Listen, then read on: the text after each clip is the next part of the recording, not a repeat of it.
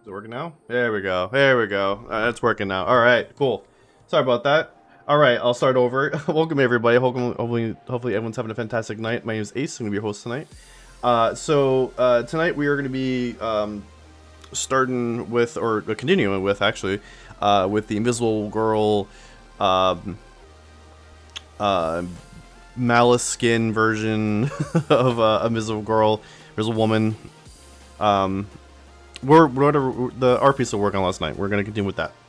Yeah, sorry about that. I was like talking and then I realized, like, I was like, wait a second, my mic's not working. I thought I was working. Oops. And it was in the VOD crash, like I said, frozen up. I had to restart it. All right. Anyways, so let's see. So real quick, I was just starting with the house cleaning. So there's a Discord link right there. If you're not in the Discord, there's a link right there you can use to get in there, and you can. It's a good way to get keep in contact with the community, get updates from me. There's also special perks if you're subscribed here or subscribed on Ko-fi, and I'll talk about Ko-fi here in just a second. It's also a good way to put in requests for if there's a art piece that you want me to do or a game you want me to play. I'll definitely go ahead and do that, because I also play games here too, and I'll just do art. And then if you want link to any of my socials or anything like that, there's my link tree. That's going to get you over to everything. The Discord link's on there as well. And otherwise, you can follow me on Insta, X, Blue Sky. What else is on there? Link to YouTube. If you're watching us on YouTube, by the way, go ahead and like and subscribe, and comment below if you so desire. What else is on there? Oh, Ko-fi, and then so you can support me over at Ko-fi. That's a good way to support me as an artist directly, and there is where the art pieces that I work on here, I go ahead and post over there, and as well as post it on there for people to purchase for physical art. So you can order physical art from me. There was for limited time, and then after that, some of those pieces will then be put back up later at a later time for digital purchase, where you can digitally purchase and then they're print ready, so you can just buy it and then go ahead and go to your local print shop or even order online, whatever, and get them printed. So, and there are technically signed. My signature is on every single one of them. It's my initials. So, but if you buy them while they're available, I do sign them physically. I always do signatures for free. I don't ever charge for signatures. I think I did once, and I said nope. I don't. I can do it again. I don't want to do that. That's just me signing something. I'm not gonna charge you extra for signature. That's dumb. Let's see. I think that's everything. I think I covered everything.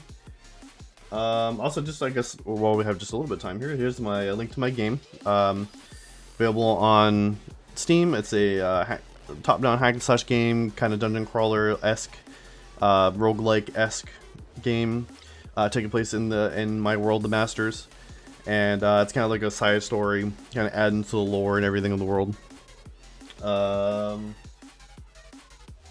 Yeah, I think that's everything here. So, I am going to, first of all, record tonight. I completely forgot to record. I set myself up to record, and then I completely forgot to do it. I'm so stupid. So, yeah, I don't have a... So, unfortunately, since I'm gonna have... I don't know if I'm gonna be able to do a speed art video for this art piece I'm working on, unfortunately. I guess I can just double check to make sure. I don't think so. I don't think I have. I looked down and I saw myself not recording. Yeah, I didn't record at all. Okay. Yeah, so I'm going to try and record tonight and record whatever I don't finish, record. And then depending on the footage I do have, I'll try and get some from the VOD as well. And depending on what VOD it is, depending on like what I can get, and if it looks good, I will go ahead and do it. Otherwise, there might not be a speed art video, unfortunately, for next week or the week following, because next week we're going to be getting back in the game. We're going to be jump back into Dark Cloud and try and make some progress in that game. Obviously not beat it or anything like that. We're still kind of in the first area, but like the first boss. So still got ways to go on there. I think there's like 4 towns altogether in that game, if not maybe 5. So we still got a ways to go before we beat that game. I want to try to maybe speed that process along, because there's other games like I would like to play on stream. So I think what I will do is I might play that. I'm gonna play that twice, and I think I might also do the week after that. I might also do. I would like to at least try. There's a game that I got that I've been seeing a lot of people play. I did buy it. What's it called again? My side, something like that. I've been seeing a lot of people play it, and I kind of wanted to check it out as well. But I kind of want to do it on stream. So I'm waiting to do that. Actually, I think I might change it up to you. I'm gonna decide, but I think I might do me side. Maybe just one to do like a one-off. I don't think I'll do multiple days. So I think I actually might do that next week. And the week after that will be Dark Cloud, and then I will, and then we will get back into art. I might do an art piece off stream, if I have the ability to, if I can make time for that. That way, at least I have, like, I don't know, some sort of speed art for you guys. But it might not be next week, and probably won't be for, like, 2 weeks, whatever. But at least I will have the VODs out for the art, so even though it's not gonna be a speed art video, you can still watch the VODs of me working on the art pieces, this art piece. And then also it will be up on all the socials. Oh yeah, there's another thing too. I always forget to say this, but also on that link tree is ArtStation and DeviantArt. I always post there every time I get an art piece done. I always post there, along with the rest of the socials. Yeah, so definitely, I think that's gonna be the plan, is to check out MeSide next week, and then play Dark Cloud, and then we'll play Dark Cloud the week after that, and then we'll go back into art. I think that's gonna be the plan, I think. Or we might, I don't know, I'll kind of play it by ear, but next week will for sure be MeSide and Dark Cloud, and I'll kind of I'll figure it out when it gets closer. But for now, that's kind of what I would like to do. I would like to play MeSide sooner than later, for sure. I also gotta check and see if it's even available to play on stream. I don't know if you can play it on stream or not. I might not be able to. I need to check that out. But yeah, we'll figure it out when we get closer. I'll announce like what we're doing, for sure. And that should be everything. Yeah, so let's go ahead and jump into the art. Let's move forward this time. And also, I'm going to pull up. We have one video I'm going to react to. So most of the stream is just going to be me drawing, kind of like what it used to be. But I would like to at least react to this video, because this video is kind of interesting.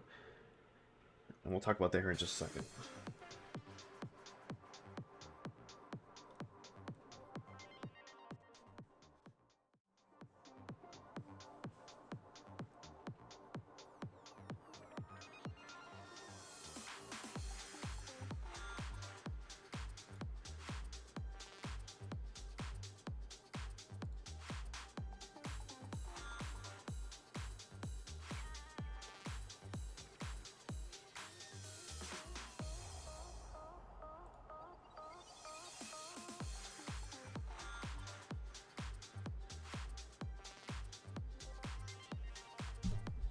It's funny how I'm pulling this up and then it's playing a Kingdom Hearts song. But I'm actually going to pause it here.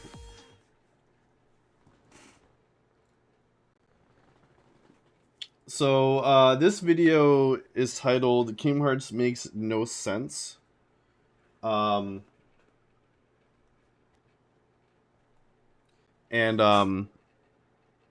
I saw that and I was like, how does it not make sense? I need to know, like, why does it not make sense? It makes sense to me. I would say at the very least, like 98% of it makes sense. Maybe at the very least. But like, I don't know. I've never had a problem with Kingdom Hearts with understanding the story and everything, so I definitely want to check this out. So let's go ahead and just play it, shall we? Don't blow it. Just take him out. Sorry, but my contract says... I know! You think I don't know? I wrote the contract! I know it says you're only required to kill Hercules in this tournament. But you gotta fight that kid to get to him. Come on. Alright, so let's break down what's going on here. We've got this guy, Hades, both from Greek mythology and the animated Disney movie Hercules, talking to this guy, Cloud, both from Final Fantasy VII and Final Fantasy VII. Now, Hades is trying to convince Cloud What happened? to Hold on. Sorry, hold on. What happened? Why did that disappear? Hold on a second, sorry. It suddenly just went... Why? What happened? beat up this child. What the fuck?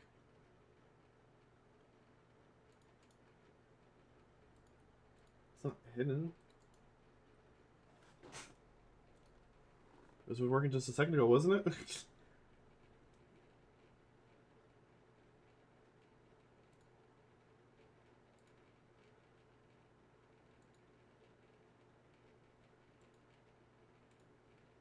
There we go. I don't know what that was all about, but okay. Okay, well, it's gonna start over. It's fine.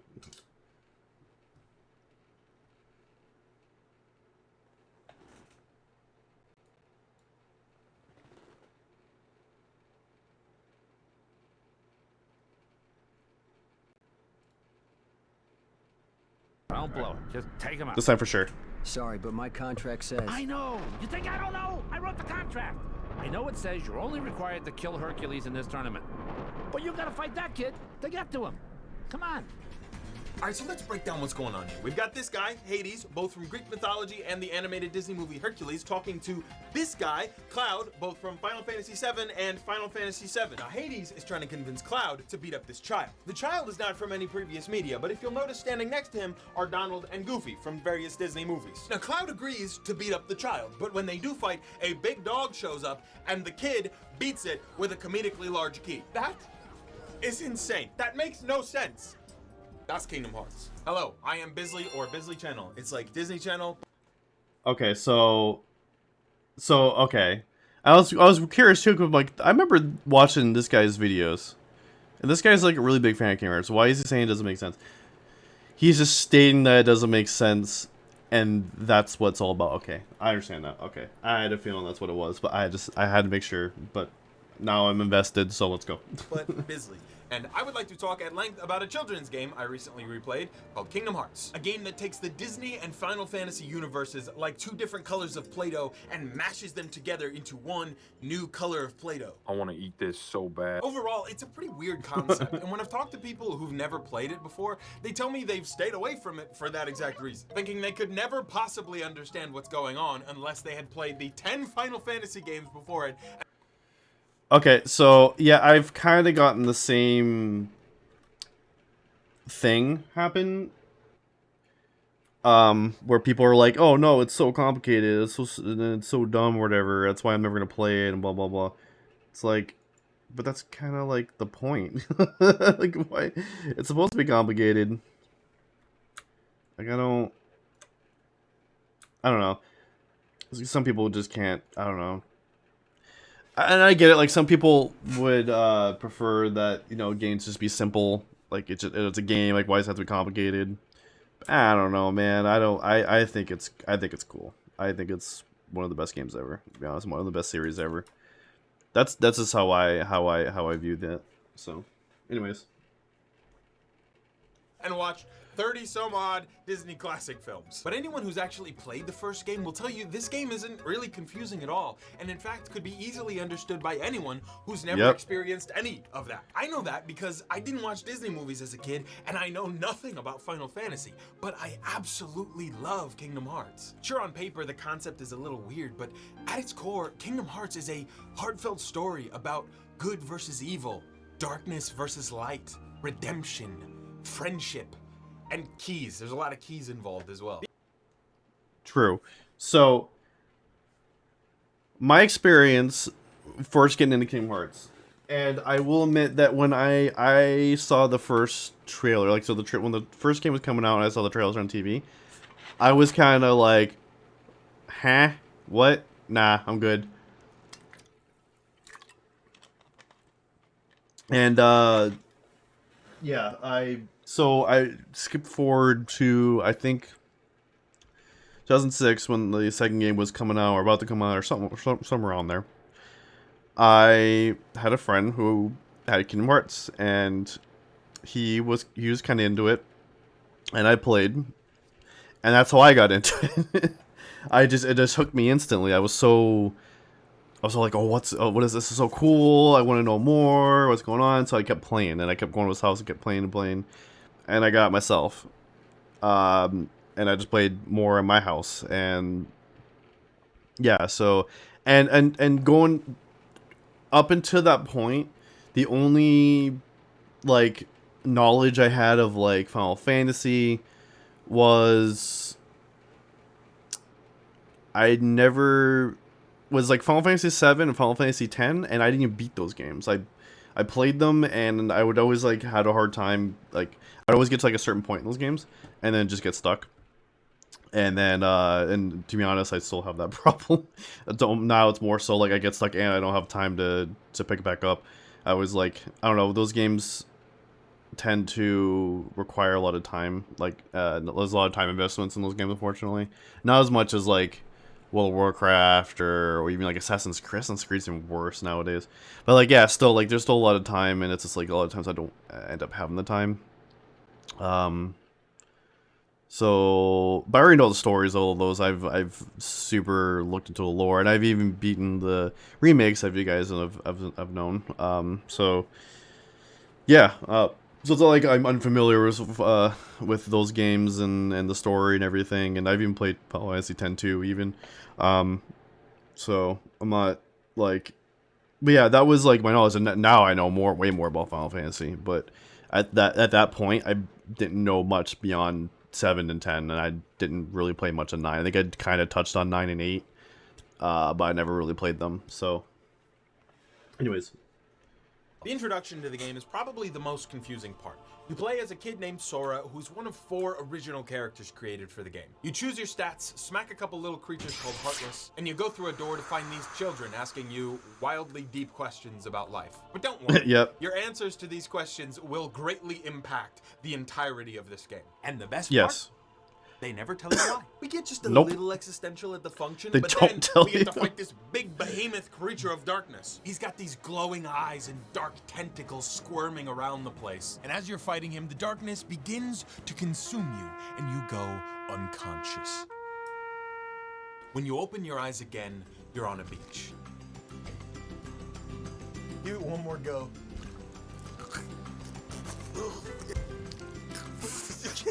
It turns out the entire thing was just a dream, and Sora's just as confused as you are. Now, this is the key to what makes Kingdom Hearts work. Bazinga. So you may not know Yep. what the hell is going on, but neither does Sora. He's just a normal kid hanging out in a treehouse with his bros, dreaming of exploring. This aligns the player's point of view with Sora, Bros. making it so that you're discovering everything alongside him. And the first people we discover alongside him are Riku and Kairi, his 2 friends living with him on Destiny Island. Ready? Go!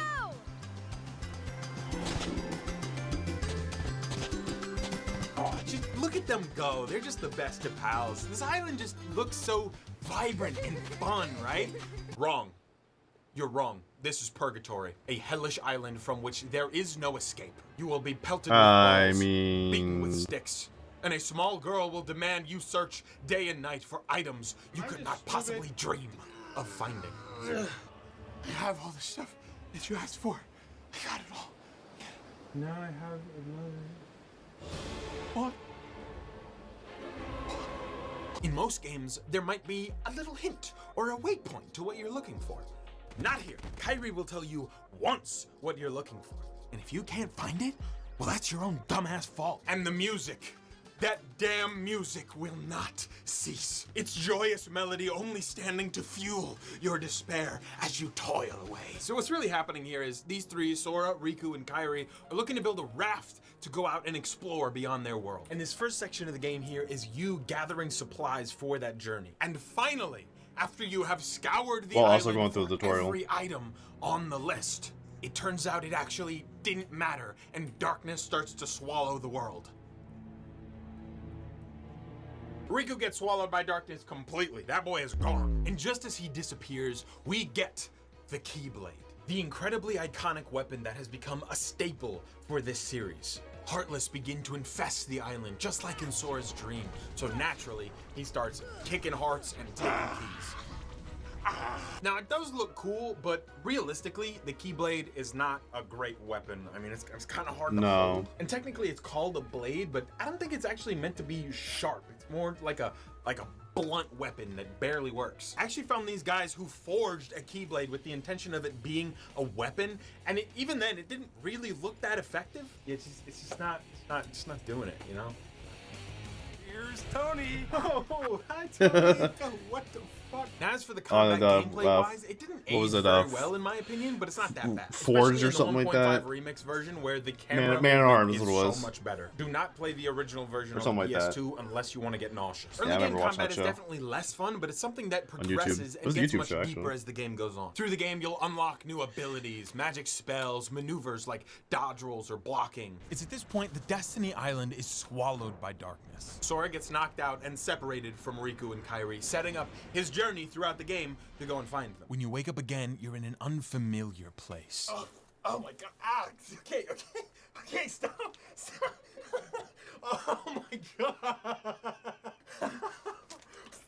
Stop. Oh my god. Thanks. Please stop. I think a lot of people playing this game were more familiar with the Disney characters than the Final Fantasy characters, and that's why I mean, fair? when you wake up, you're surrounded by Final Fantasy characters. Probably have no idea who they are. I didn't. What the hell is this thing? Why does it make that sound? Who the hell is this guy, and why have I grown such a strong emotional attachment to him? Is that a sword? Gun? Can I have that instead? This is the first of the many worlds that you can I want to visit. just go shoot. It's called Traverse Town. Throughout the entire game, you'll be coming back here consistently to visit the various shops and buy items, as well as discover some of the many secrets hidden around Traverse Town. Now, before we move on, just really quickly, I want to tell you, we're doing a fundraiser for the American Heart Association. I'm not going to get into it right now, but if you're interested, and you probably should be, because it affects most people, you stick around till the end of the video, and I'll talk about it a little more at length. For me, it might be the most memorable world from this game. It really isn't all that big, but it's packed full of secrets that make it feel much bigger than it actually is, and you're forced, pretty much, to explore it at length. And that's because the game does not tell you where to go, pretty much ever. Nope. Not a waypoint, it's not a quest book telling you where to go, nothing.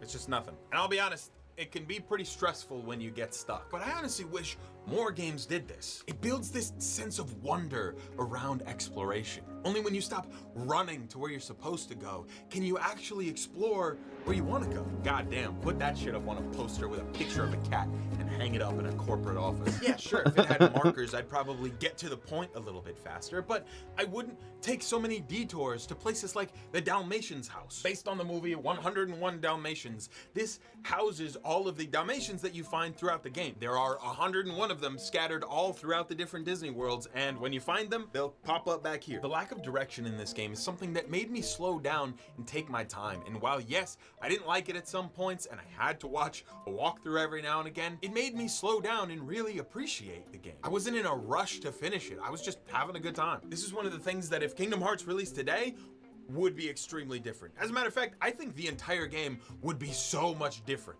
if it had come out today. For one, there would be no Final Fantasy characters. That's too risky. We're not gonna, no brand risks. Cloud, you're a brand risk. Combat would be dumbed down. Cloud, you're a massively. brand There risk. might not even be combat. They might just make it an Animal Crossing ripoff. They did that, if it wasn't clear. That's what this is. Oh, and Donald and Goofy would be constantly giving you hints, explaining the puzzle before you even have a chance to do it. I don't know at what point Fair. it's popular for games to hold your hand the entire way, becoming a brain-off glop fest, but it is crazy to see that a children's game from 2002 has more respect for the player's intelligence than a game like God of War. That stairway's blocked. Maybe it'll help us get out of this stupid place. Oh, look. Carry Let me that guess. everywhere. Blue door that's- Even the voice actor for Atreus got so annoyed hearing his own voice that he was telling IGN all about it. Because I'm trying to do the puzzles and I hear myself giving myself like the hint. I get so sick of hearing my voice sometimes. All that being said, I do think there are better As- ways to do exploration.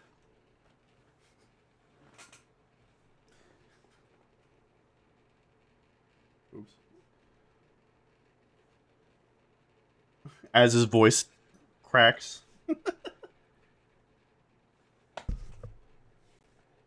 Exploration-based gameplay than what they do here. The setup is basically, we get some That's funny. cutscenes showing that Donald and Goofy are also exploring Traverse Town. The problem is that to find them, you're not necessarily going to where they are, more so you're just trying to walk through the right doors to trigger a cutscene to progress the story. This sort of gameplay would work so much better if the objective path was not extremely linear. Eventually just walking in and out of doors trying to find the right one. I got there and I started fighting some Heartless and Donald and Goofy dropped down.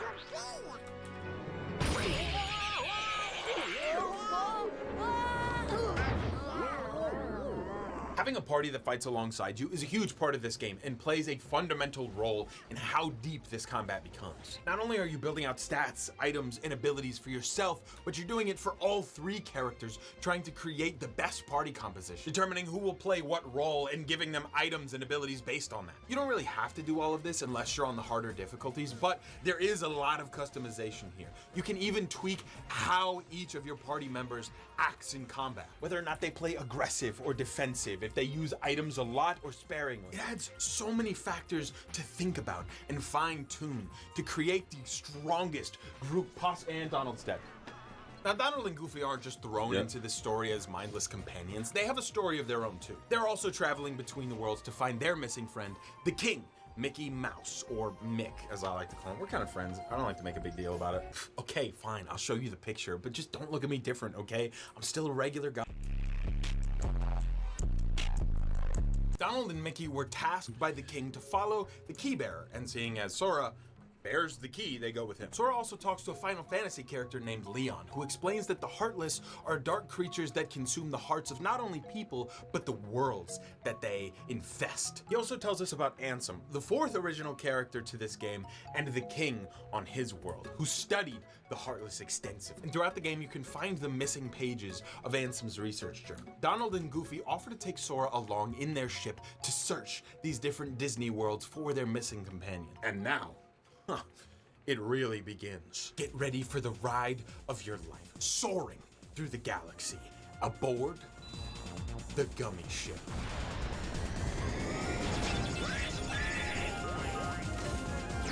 Yeah, the Gummy Ship kind of sucks. There's nothing bad about it. No, it's just a simple mini game, but it does get old pretty quick. And before you start yelling at me in the comments about it, Because it's a required mini game, you need to get between the worlds. Oh, look at that, dude. Look at that. Oh, where'd it go? Just distract them. It's just that easy. I will give you that it makes traveling between the Disney worlds feel more like a journey, which is a good thing. And overall, I admire how committed Kingdom Hearts is to implementing different types of gameplay all the way through to the end. But when I could skip it, I did.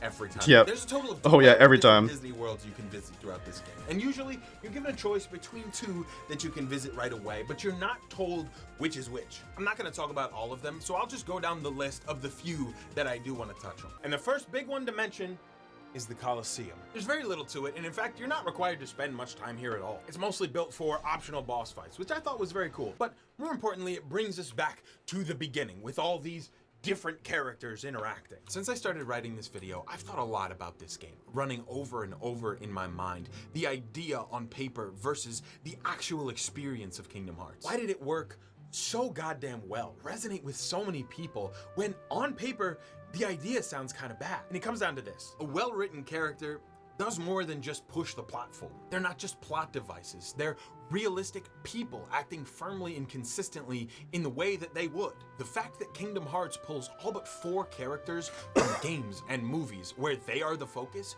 ensures that every character, down to the most minor appearance, is written with the charm and thought of a story centerpiece. This guy Cloud, who fights Sora. If you've never played Final Fantasy VII, you'll have no idea that Cloud was the main character. His thoughts and personality were already fully thought out in that game, and here inform how he carries himself. It shows in his presence and design alone. Just because he has a past that you do not fully know upon meeting him does not make meeting him confusing. In the same way that when you meet a person in real life, you do not know everything that they've been through. This is very correct. And also, even if you knew that he was from another game, you never played it, it doesn't matter, because this character, the Final Fantasy characters are not themselves. When you meet Cloud, you're not meeting Final Fantasy VII Cloud, you're meeting Kingdom Hearts Cloud. When you meet Leon, you're not meeting Final Fantasy VIII Leon / Skull. You're not, these are different iterations of those characters. These are characters that were like as if they were born in Kingdom Hearts, the universe. Specifically, actually, they're all from the same world. Most of them are from the same world, anyways. But yeah, so yeah, that's the other thing too. Is like you don't need to go play Final Fantasy VII. You don't need to play Final Fantasy VIII. You don't need to play any of them. Because you did, knowing those things helps, because yeah, their backstory ends up being similar based off of that stuff, sure, but like if you don't know them, you don't know them. It's whatever. That's kind of the nice thing, is that it doesn't require any homework. Nor the same thing with Disney too. It's like when you meet the Disney, you know, the Disney characters, it's like you don't need to watch any of these movies. Like.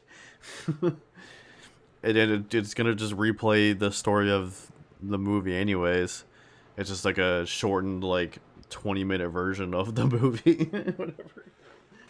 Kingdom Hearts works so well because it pulls from media that it doesn't assume you've already seen. You don't need to know Cloud from Final Fantasy VII because the game allows him to just be Cloud from Kingdom Hearts. And for those who've played Final Fantasy VII, they get to see one of their favorite characters again. And for those who see Cloud in Kingdom Hearts, if you want to know more about him, you could just go play the game. Such Yep. great care was taken here to ensure that all of these characters behaved in line with their previous iterations. Not only is it not confusing, but as a matter of fact, it makes all these characters so much more compelling. No matter where Cloud came from, he is here, and he beat my ass. I'm glad the dog showed up. I was getting whooped. I don't really have much more to say about the Coliseum. I really just wanted to touch back on that point. So I'm gonna jump to the next world, Wonderland.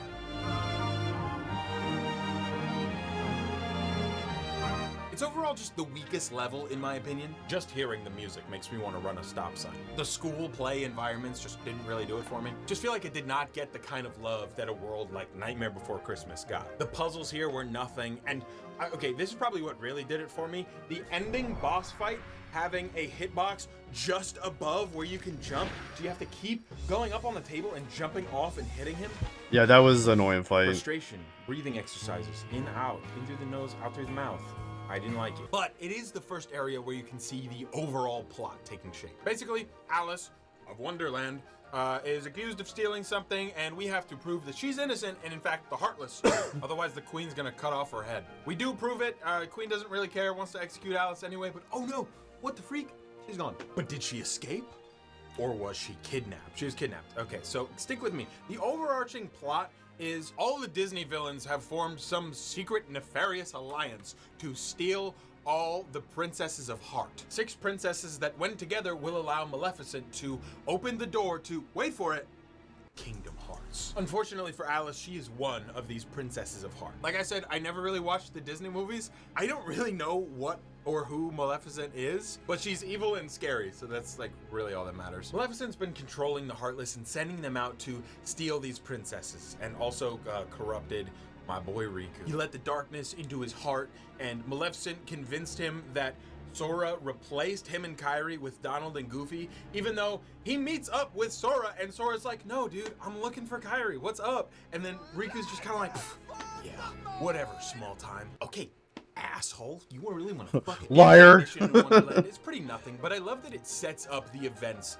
later down the line. They very easily could have allowed these Disney worlds to be self-contained adventures that had no bearing, just kind of followed the events of the movies entirely without integrating them into the grander plot, but they didn't. There's connection here, and that's cool. Before you can leave, you've got to close the world's keyhole, an opening that the Heartless will use to destroy the heart of this world. I'm not sure if it's clear, but the definition of heart in this game is not the typical one. How I understand it is it's more like life essence or soul that they're referencing. It's another one of those things that doesn't make a lot of sense, but you kind of just roll with it. No.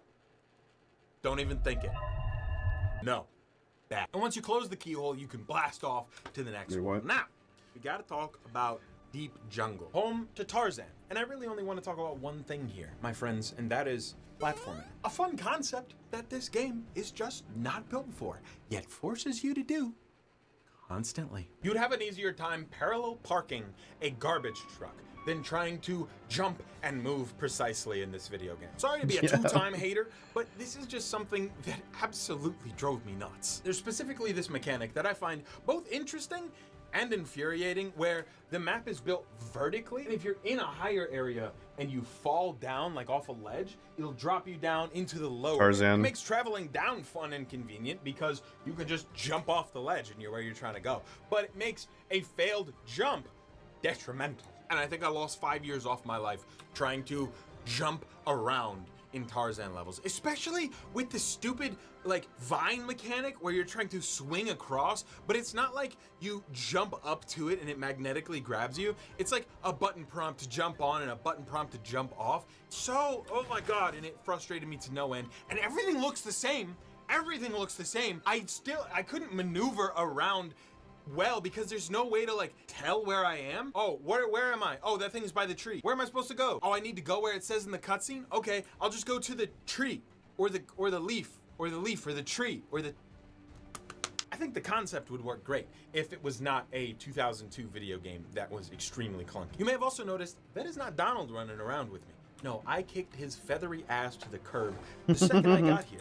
And that's because most worlds will introduce companions who can join your party. But your party has a limit of 3, so you always have to replace either Donald or Goofy. It's always interesting to see who people ditch and why it's Donald. I give Donald shit, but he's really not that why bad, it's Donald. if you make it a point to Every heal time. him whenever he goes down. But arguably, He is the weakest link, so I did kick him out every time there was another companion available, which is somewhat of a self-defeating cycle because the less you have him around, the less he levels up, so he kind of just stays this little water balloon. Yep. It's fun to run around with the various different characters though and see them use all their abilities in combat. The best by far is Beast. He is a powerhouse, but we don't actually see him till the end of the game, so let me not get too ahead of myself. Close keyhole, gummy ship, move on. There's a lot I'll praise this game for, but in my opinion, its greatest strength and what makes it fun all the way through is its commitment to evolving. When you go to a Disney World with a distinct aesthetic, your outfits will change to match them. You go to a place like Atlantica that's completely underwater, you get a fishtail and the movement mechanics completely change. And in Neverland, you get to fly, which is basically the same as the swimming mechanics, but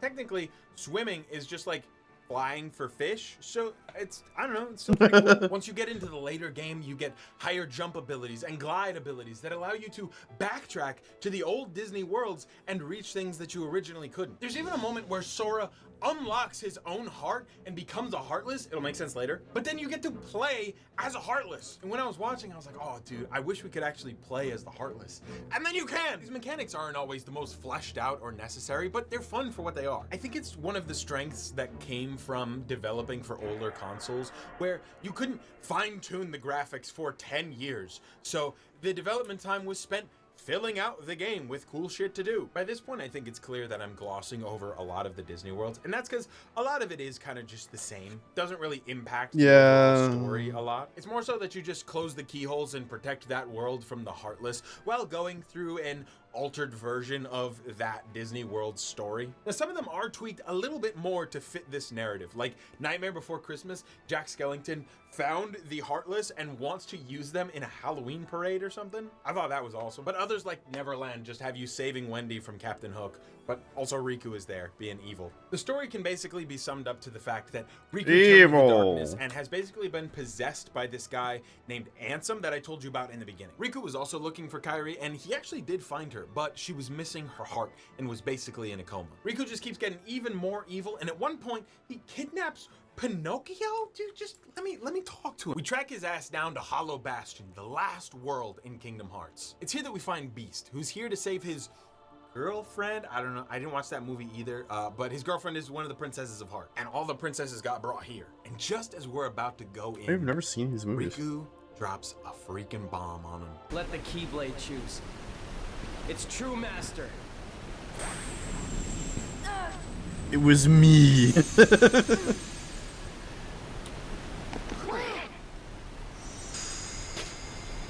Only the Keyblade Master can open the secret door and change the world. But that's impossible. How did this happen? I'm the one who fought my way here with the Keyblade. You were just the delivery boy. Oh, well, I know the king told us to follow the key and all, but... Just like that, they up and left? I mean, I knew you were not a real one, Donald, but Goofy? See, they gotta follow the Keyblade. You were a real one. I don't have it anymore.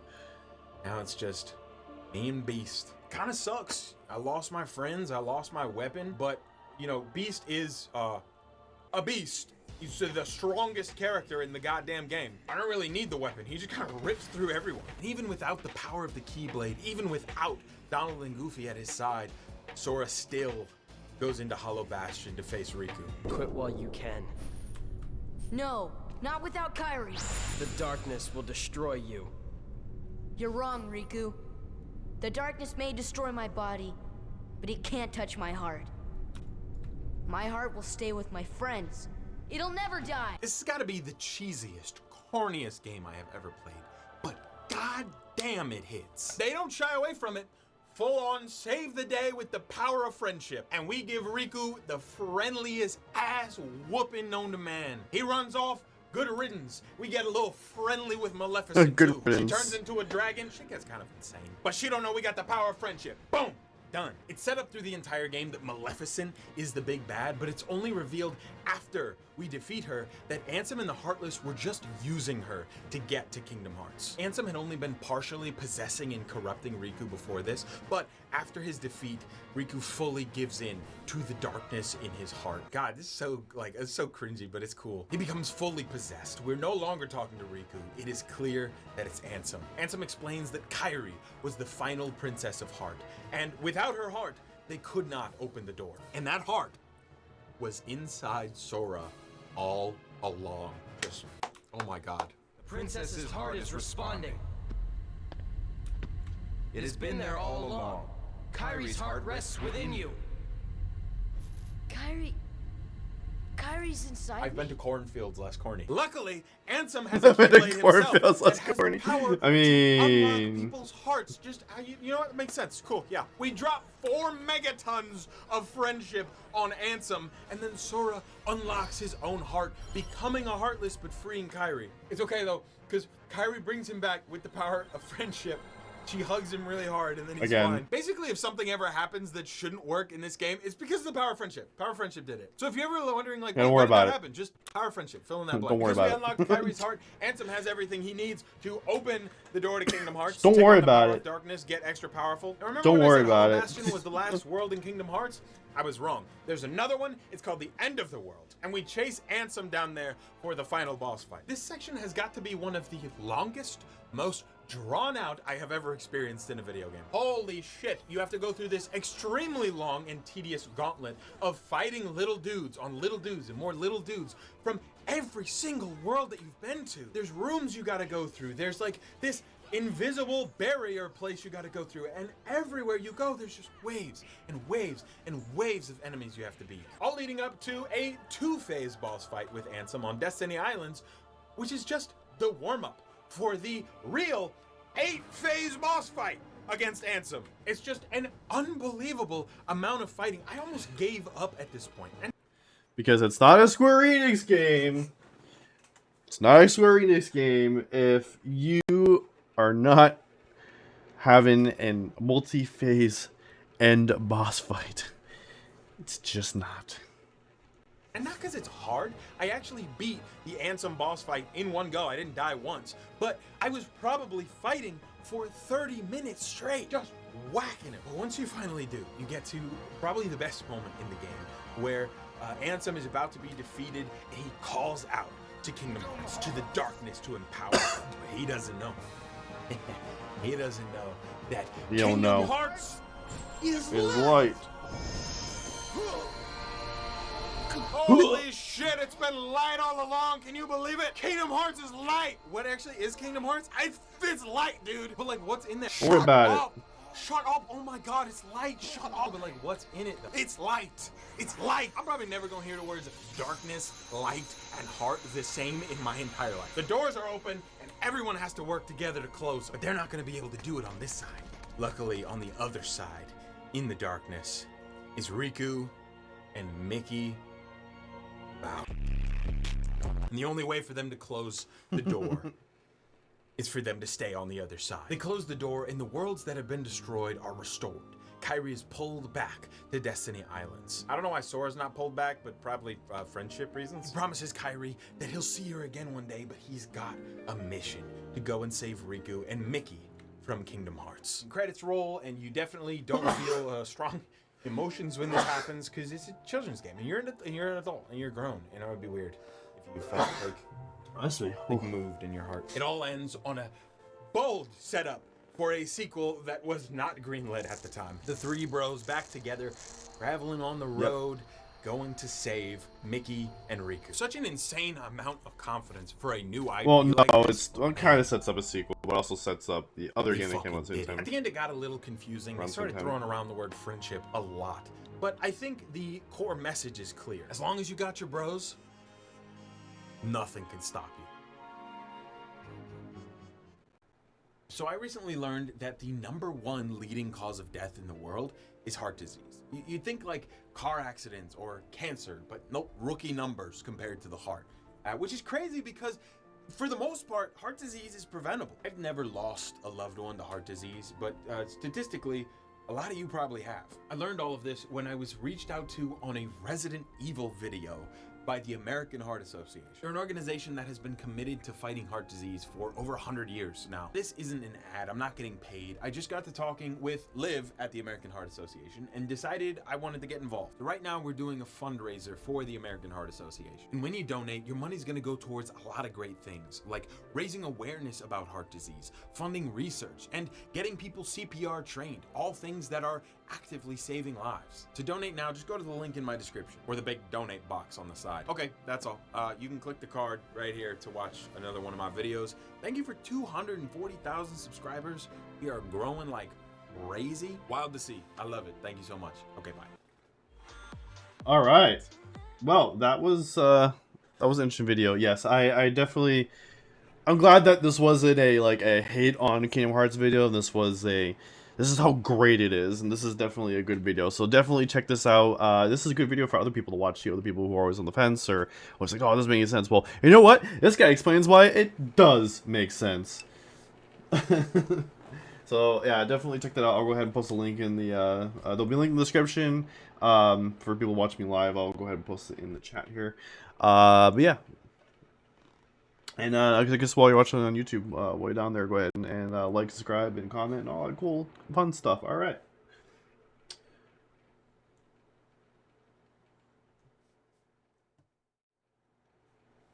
All right, let me go ahead and get that video real quick. We're gonna do any more reacts. I don't have anything else to really watch here, so I haven't watched that guy before, so it's a pretty good channel.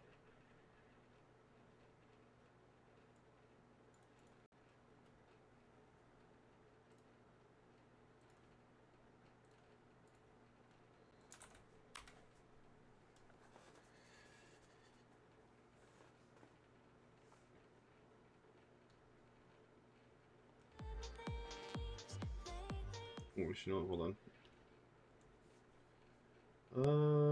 Spotify.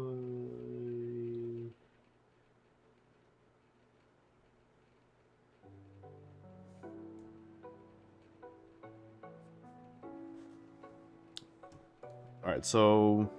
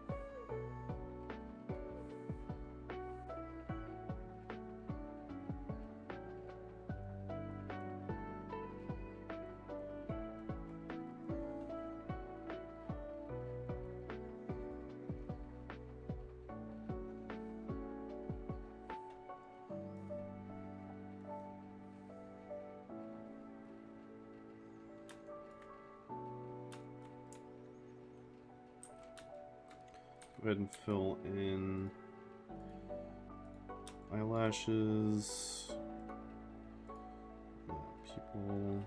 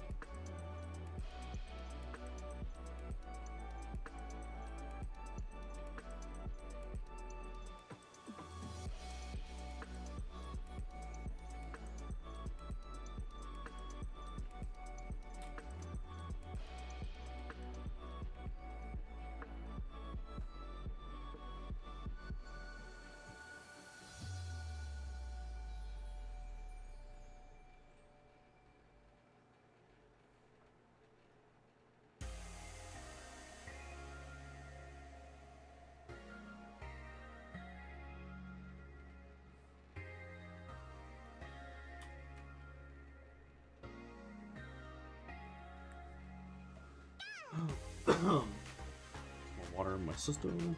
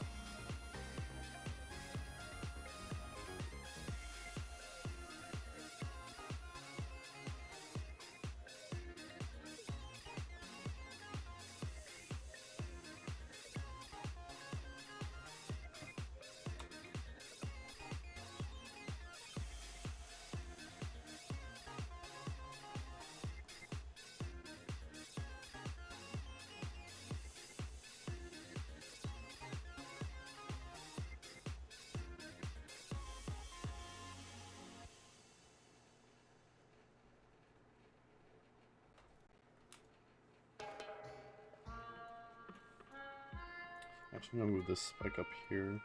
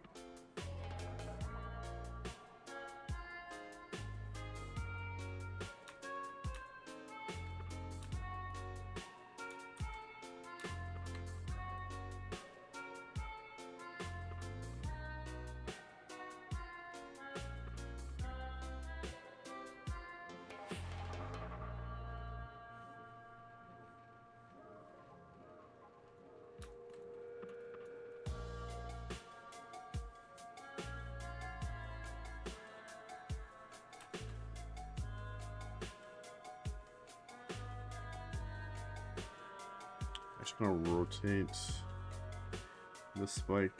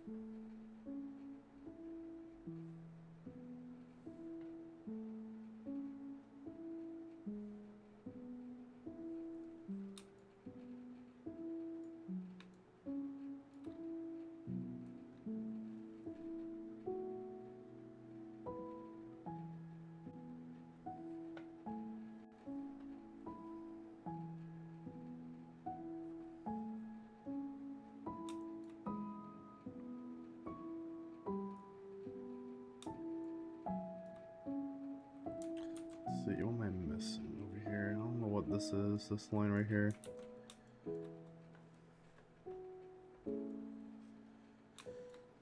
I'm not sure. I'm just gonna leave it for now.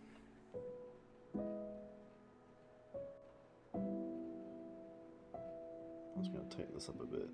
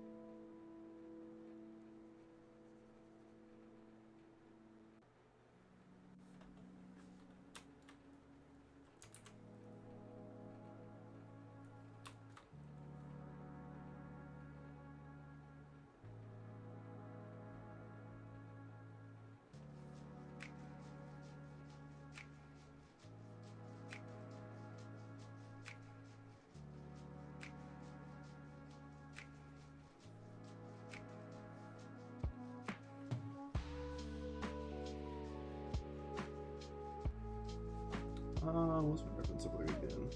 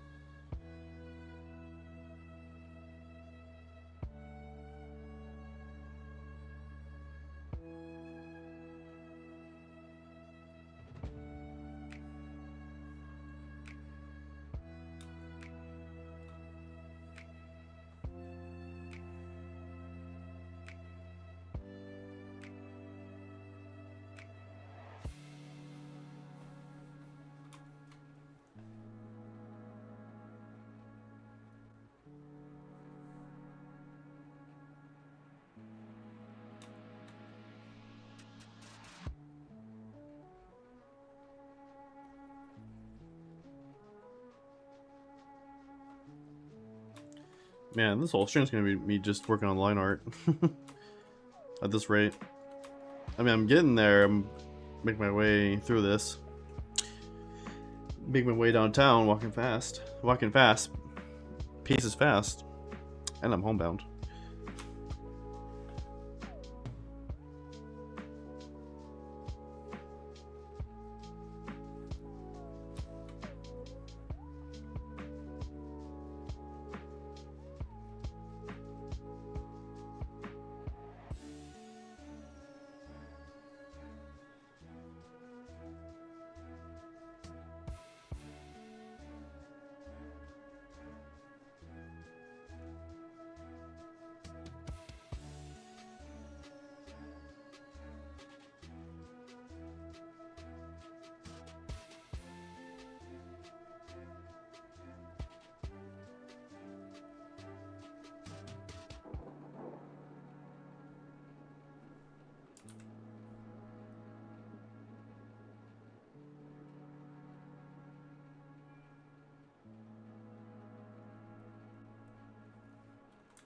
Actually,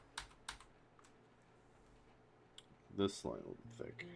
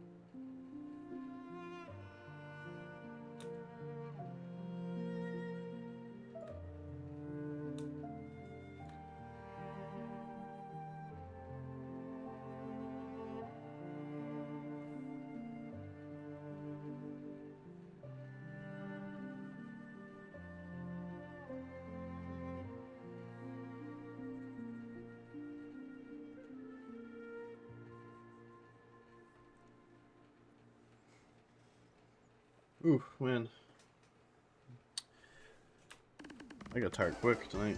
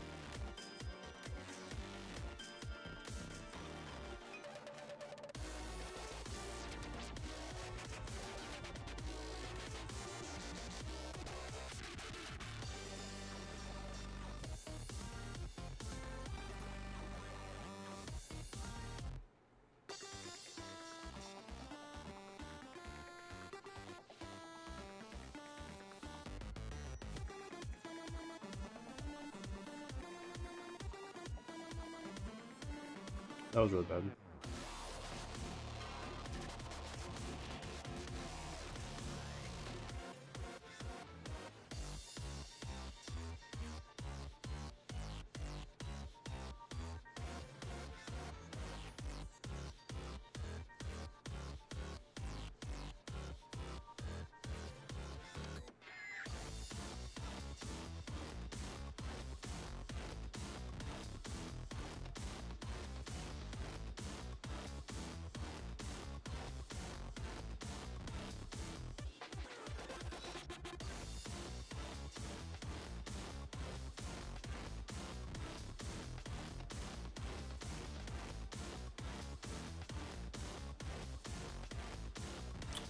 That's bad.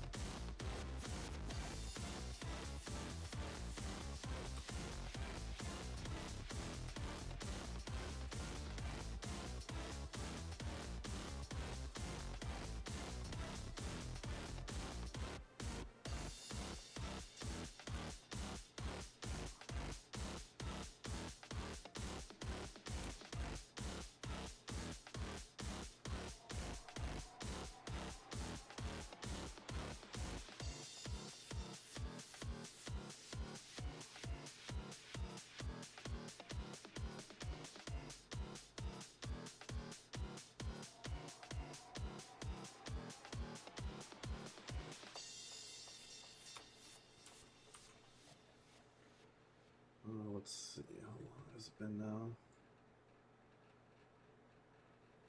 A minute and a half? Yeah, it's about that time for me to go take a break. There was an ad that played about 10 minutes ago? 20 minutes? Oh yeah, 10 minutes ago. So I'm not gonna have an ad play right at the beginning of this break, but there might be...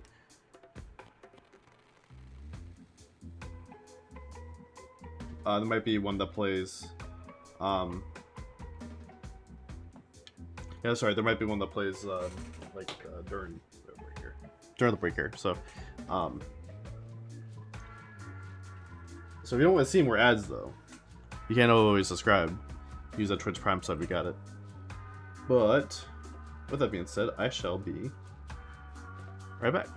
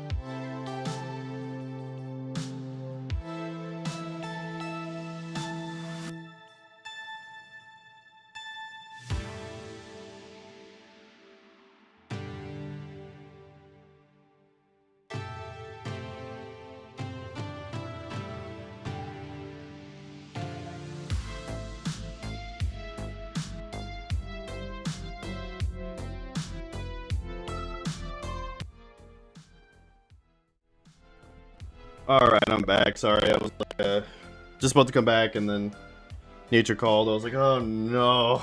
Not gonna take another like 10 minutes. Great. Gotta love it, huh? Alright, anyways. Let's get back to this. I mean, we got a good amount of it done already. I just realized that these lines are thinner than like these lines, I think. Maybe?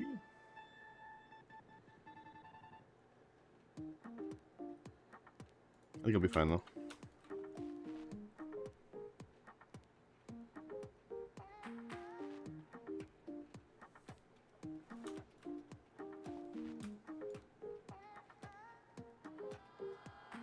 We got some more soda to try and keep me awake.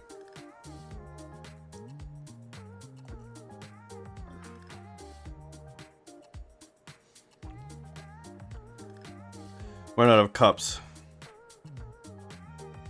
So I didn't explain this last night because I had a cup last night. That's a cup I never used before. It was a Harkins cup, by the way. For those who don't know, Harkins is a theater that's out here and chain of theaters. Out here in Arizona, and so I was using that because the soda we have ended up being a 2-liter instead of a instead of like a 16. I usually get like little 16-ounce drinks, and I wanted some Mountain Dew. I just wanted like 2 like 16-ounce liters, whatever, 2 16-ounce bottles. And I order for delivery for my food. I guess I can afford it for right now. And it's just easier, it's more convenient to have it excuse me, it's more convenient to have it delivered, especially on the days I kind of have to go shopping, which is always kind of on a Thursday. So I always end up I just get it delivered a week.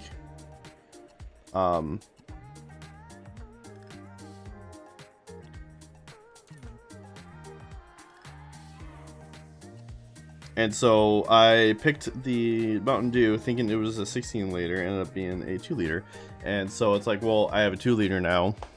2 2-liters, by the way, so we have to go through all the soda. And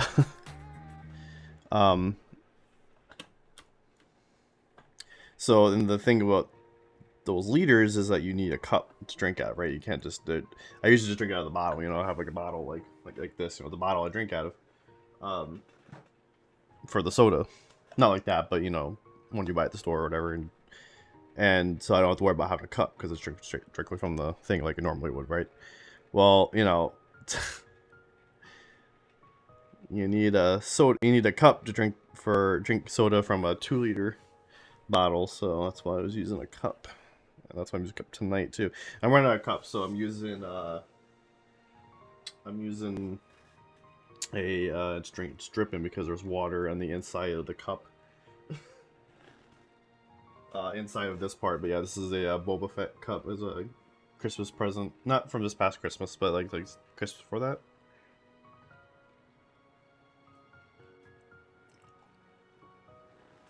I sometimes use this cup, but I seldom use that cup. When I do use it, it's usually like an alcoholic drink,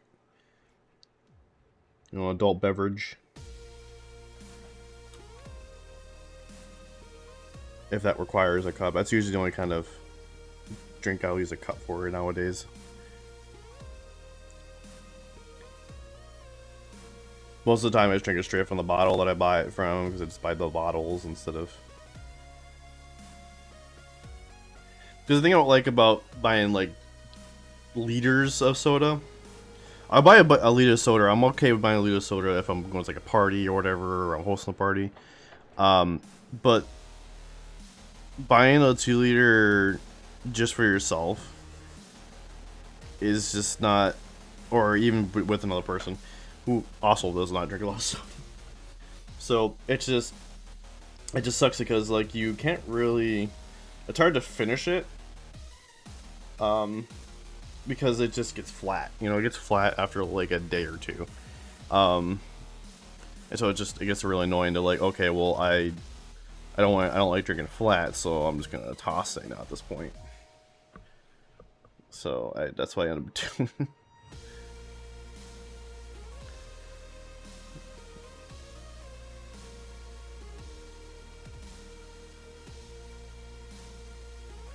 Wasting soda, you know. That's why I like the 16 ounce, because I can keep it in the 16 ounce and drink that. One, it keeps me from, you know, drinking too much soda. You know, I drink that soda and I'm good, whatever. But also it's like I don't have to worry about it defizzing. Only as long as I drink it all. Obviously, sometimes I don't drink all of it, and then yeah, and then it gets, you know, gets flat by the next day when I go to drink it again, or it gets kind of flat.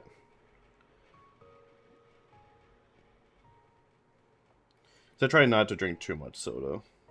I'm trying my best. It's hard because that's like it's kind of just been, soda's always been there, you know. It's like been a huge part of my life, and it's kind of the point where it's like it's almost like an addiction, sadly. So I try my best. Like I do try to drink more water. I've been trying to drink more water, trying to drink more juices and stuff.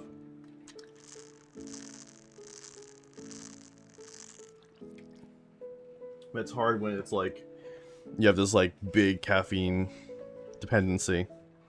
It's really hard to get around that, especially with a schedule like mine. Like, in order for me to really break away from it, I think it would be to like take a break from like everything and kind of readjust myself and redo my schedule. I might have to cut some things out, unfortunately.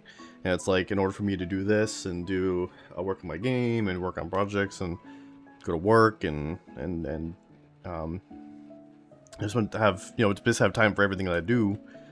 Basically what I'm getting at is just to continue, because I just like it's like there's just so much to do during the day, and it's like I have very little time to, if I get behind on sleep or something, you know, because I stayed up late the night before or something, and there might not be time to catch up on that sleep, especially if I got a lot to do the next day, and it kind of puts me into, you know, going to bed, you know, late the next night too, and then I'm like double behind on sleep, and then I don't really get a chance to really catch up until like my weekend, where I can like chillax and just actually like get sleep.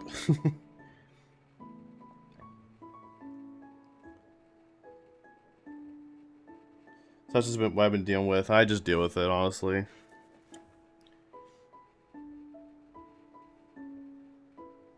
It sucks, but it's whatever. I have to make sacrifices, and that's the kind of thing I'm doing, is making sacrifices. And so I can stream, so I can work on my projects, so I can do the things I want to do, and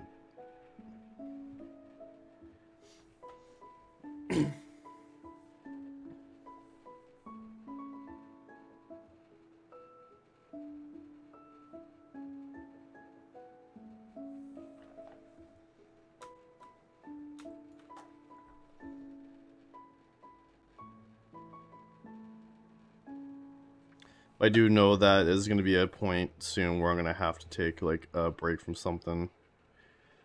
Like, it's just,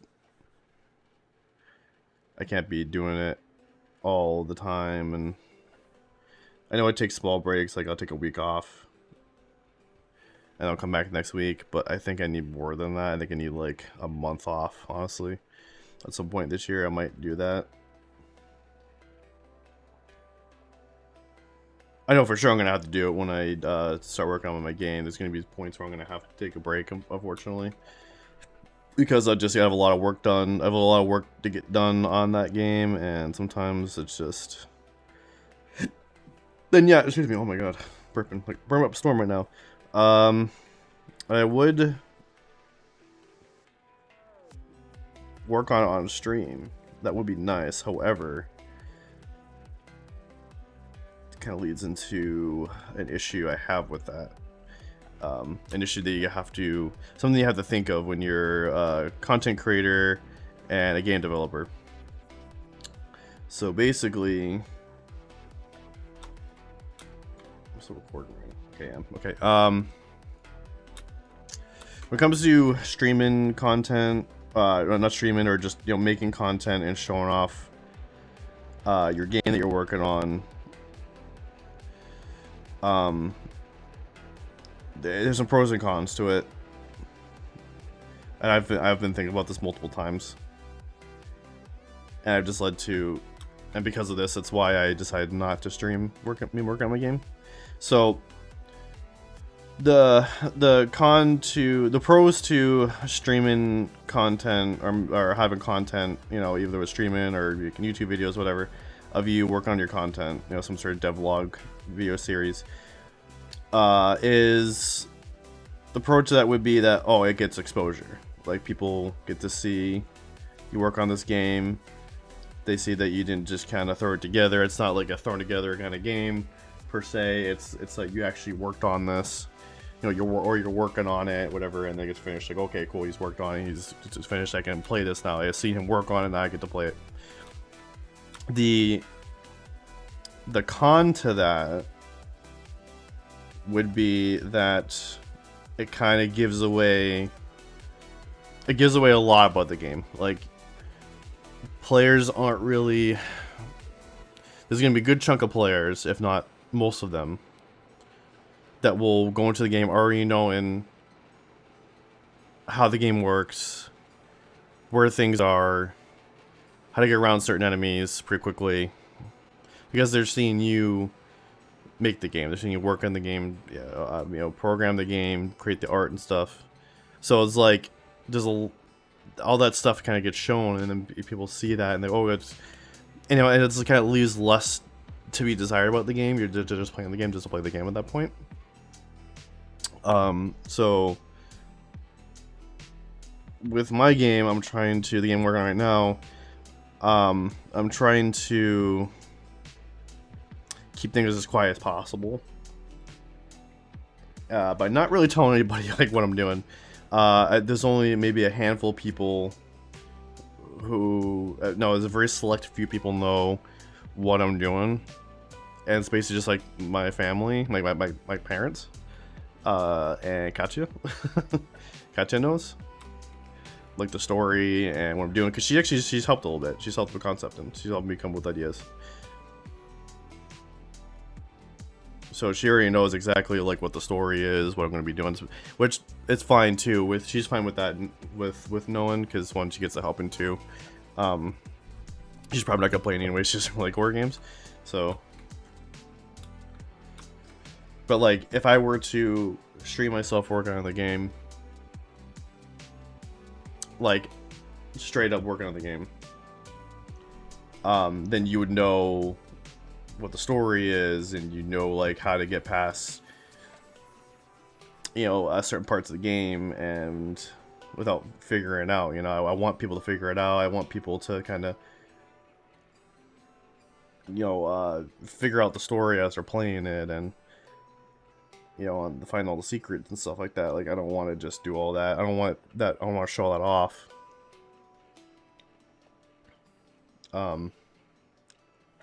Should that be it? Should probably be it. Oops.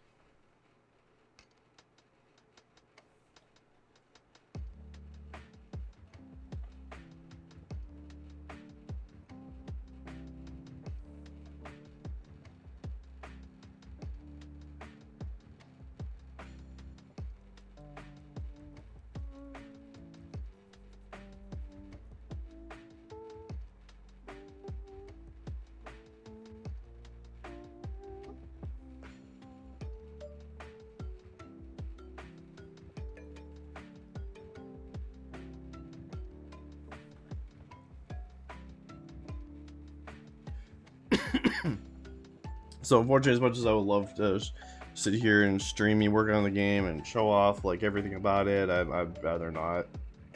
And I'd rather just keep it hush hush.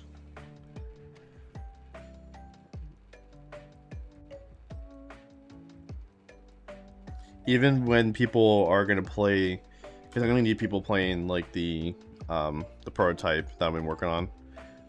When people play that, they won't even know. They'll get like a kind of an idea of like the setting and kind of what to expect, like how the game works in a way. But they won't know most of the game. They're gonna say like 90% of the game, or maybe 95% of the game. They're not gonna know because they're gonna be sort of running around this world. They'll know like, okay, you're gonna be doing this, and this is the kind of the objective of the game. They'll know that, but that's about it. Like they won't.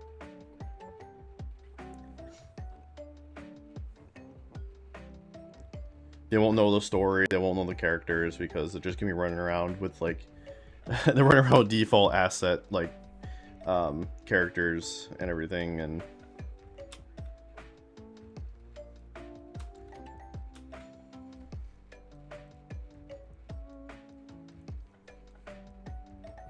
that's all I've been working on. I haven't been working on any R assets, I'm working on any 3D modeling, I haven't been working on any animations, nothing. I've just been working on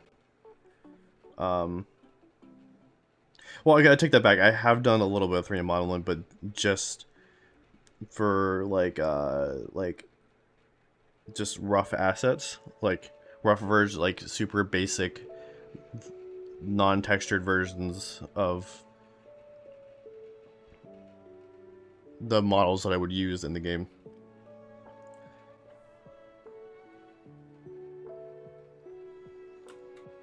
So for instance, if I don't know, if I needed like a rock or like a tree or whatever, I would just quickly make well, no, actually I took that, well, for there are like rocks and trees. I just actually took those from like just our assets like that are available for free. I just took those and threw it in there. But I'm gonna be making my own trees and stuff.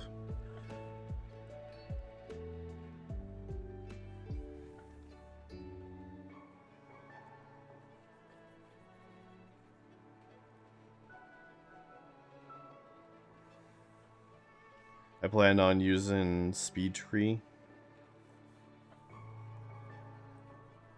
I need to just double check how that's gonna work like licensing wise. I don't know if something where I can just, because I only need like just like a handful of trees and what's called foliage. So and I know that when I did initially look into it, that I think you have to like pay monthly for it. So I don't know if like if I pay like just like a month and I just make the foliage that I need and then I cancel the subscription, do I still, will I get in trouble for using those, you know, the foliage I made? Like, I don't think so. I don't think that's how that would work. That would be kind of stupid. So like, oh, we'll use our trees and our projects. Now you have to constantly pay us every month. That would be really dumb.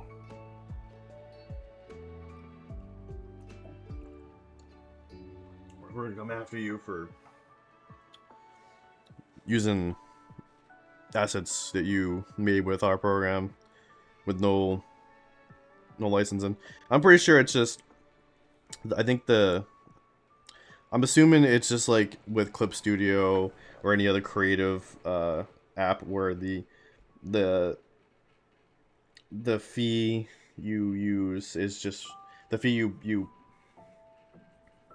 the fee that they charge you is just to use the program and not necessarily for the license. Like, I don't think you necessarily need a license to have like those kind of assets in the game. I really don't think so.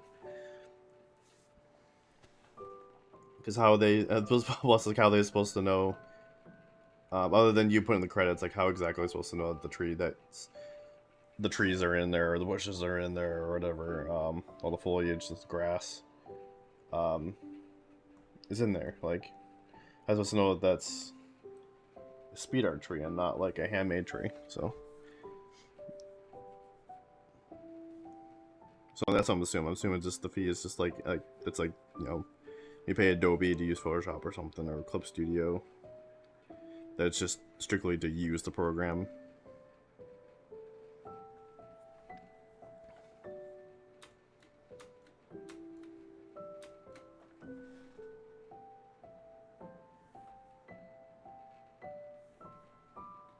Oh, there's a bug trio. Damn, I couldn't try and cut that. Oops. It's taking a long time to get this line art done. I had a feeling it was going to take this long when I was sketching everything out yesterday. I think I said it too.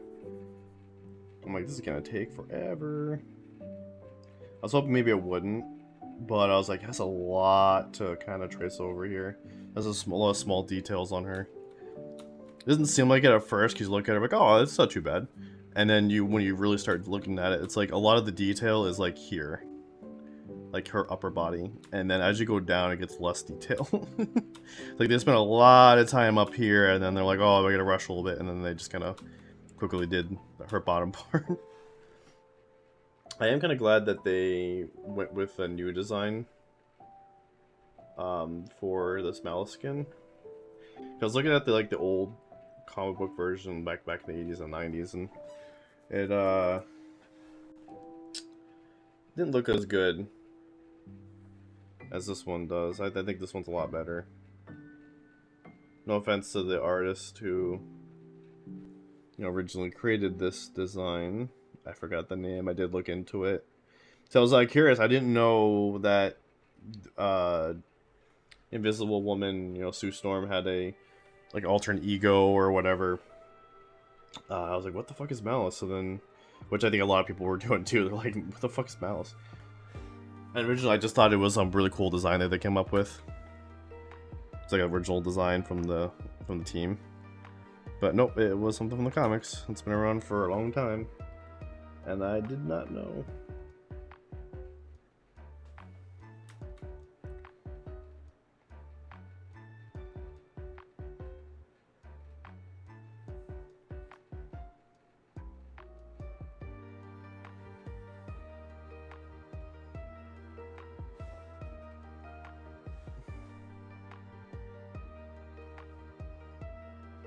Going back to working on my game on stream, I think there will be some times where I will stream me working on like an art asset or something, but it'll be like an art asset that won't really give anything away.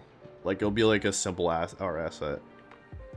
And I won't really talk about it. I won't say, oh, this is going to be there or there. I think it'll be really cool like for you to watch me. I wouldn't be a character for sure. Like no characters whatsoever, right? But it will be like, I don't know, some random object you'll find. Sure. And I think it'll be kind of cool. It'll be like for you to watch me make the art asset, and then we go play the game. Like, oh, I watched him make this, and now it's there. I think it'll be pretty cool. I did start listing out the things I need to do, and there's a lot to do, and it's not even like done yet either, because I know there's gonna be stuff that is going to either come up, and I'm like, okay, let me add that to the list of things to do, and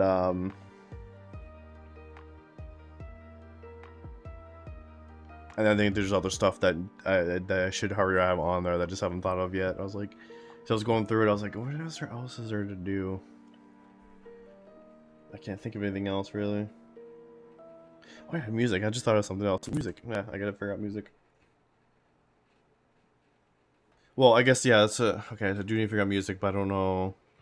Don't have a plan for music just yet. Maybe I might reach out to a friend of mine, but I don't even know if they do music commissions anymore, or if they take those anymore.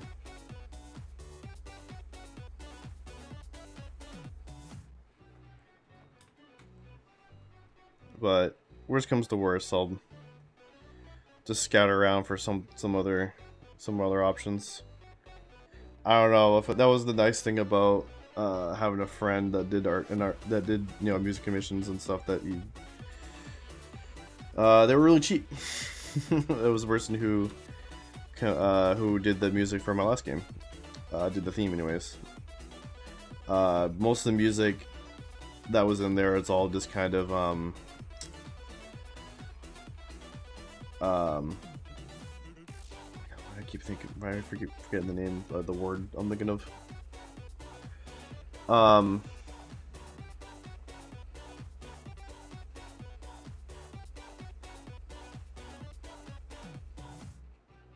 Royalty free, that's what it was. A lot of the music that was in the Masters was royalty free music. Same one I used for the stream actually, so I'm still paying for that license, but now I just use it for stream. But I might use it for the game too, if anything.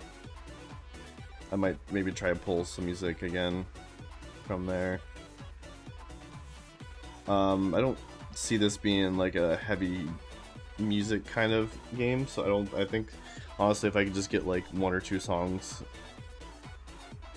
like where it's needed, I think it'll be fine, because like it's gonna be more of a serious kind of game, and I think having music playing all the time like I did in the last game was wouldn't work, I don't think, in the vision I'm thinking of.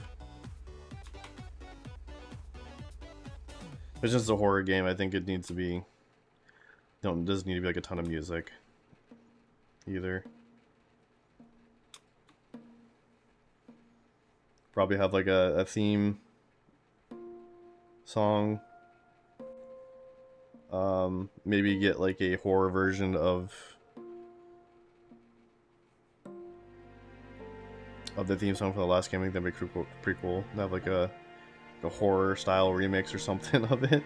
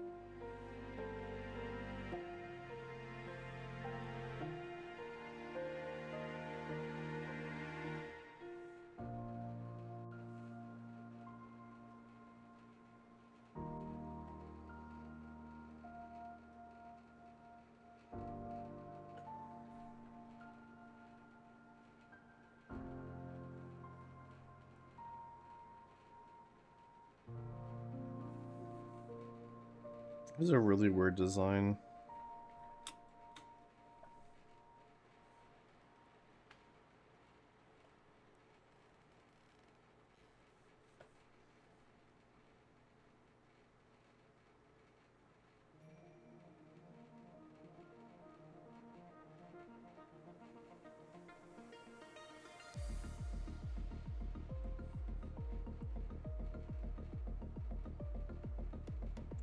Try and have it be as close as I can, but I think it'll be fine if it's not that close. I saw other people do this version, and I think that they kind of took their own liberty when it came to this kind of chest design. Just where the pattern on the chest.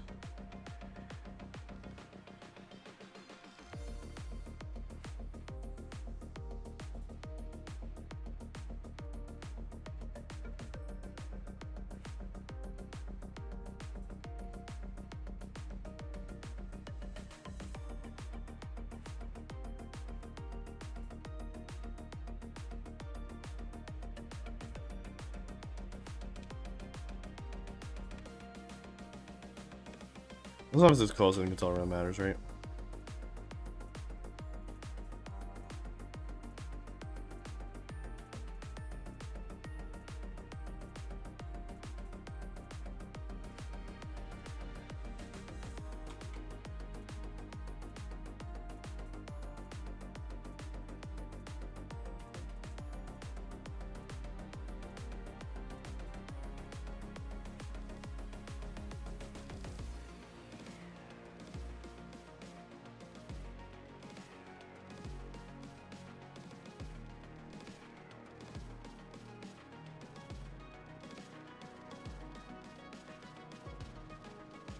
I think the nice thing about drawing over something that you traced is really good, because it's like when you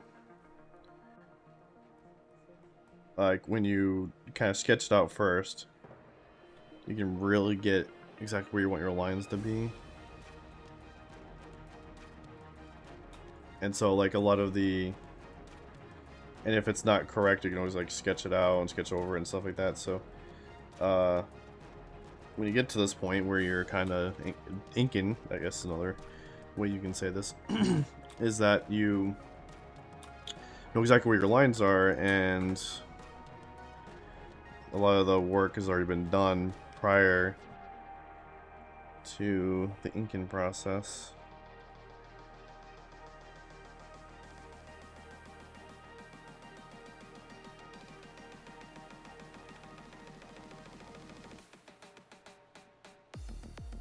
So basically spending time with figuring out where lines should be really helps in the long run. And so you can easily just trace over what you sketched out. Obviously fix what needs to still be fixed, like I do.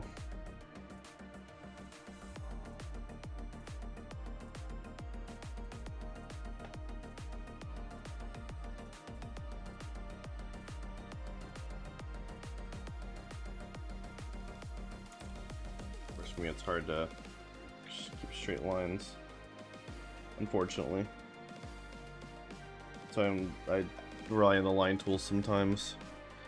For this, I'm not gonna worry about it too much. I think honestly it gives it more character if it's not completely straight. I would like it mostly straight at least. Everything.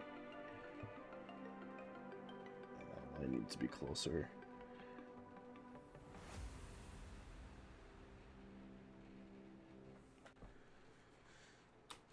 Because like, especially if it's, even though it's like jagged even from far away, it's not too noticeable that it's not completely straight. I mean, this is kind of noticeable actually, to be honest, but I'm just gonna leave it, honestly. I think it's fine. Well, I guess I could fix it.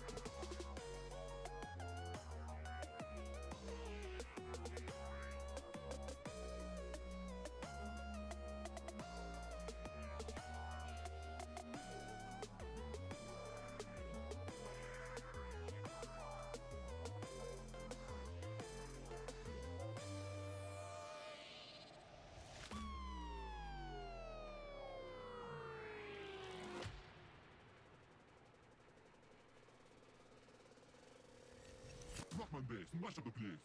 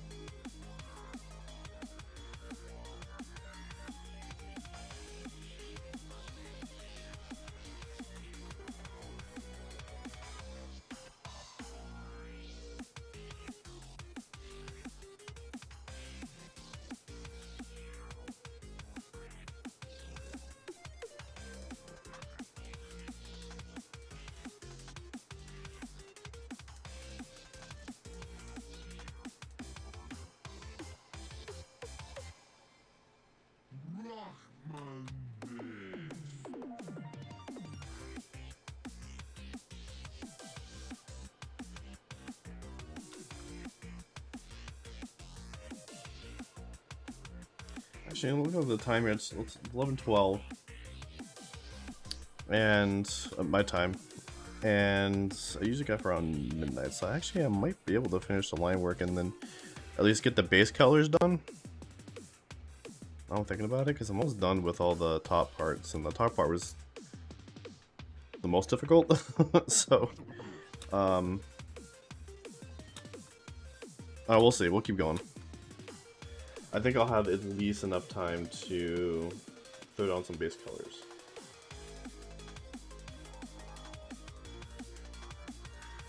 Like go get that far, and then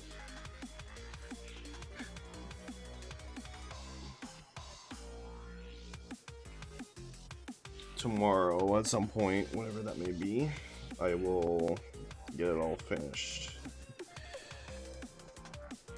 Pick up where I left off tonight. Do the light in the background.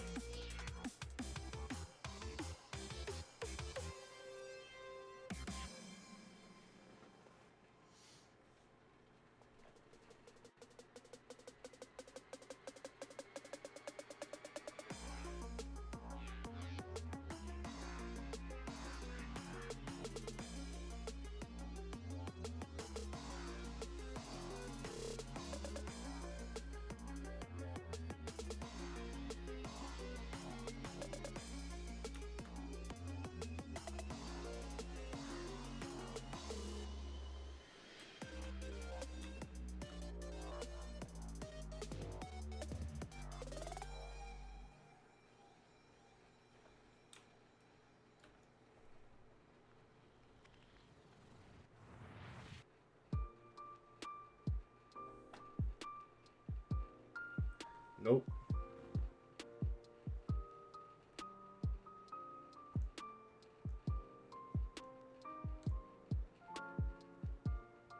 We are past Christmas.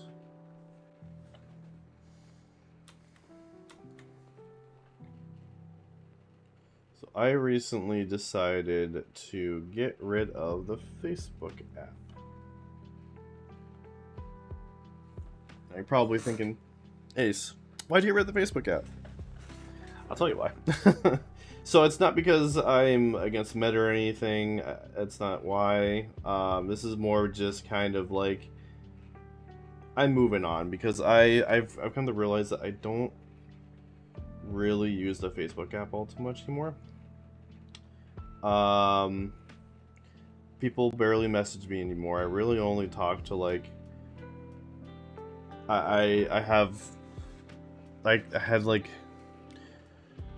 I would message Katya, like just personal conversations, because we don't use text either. What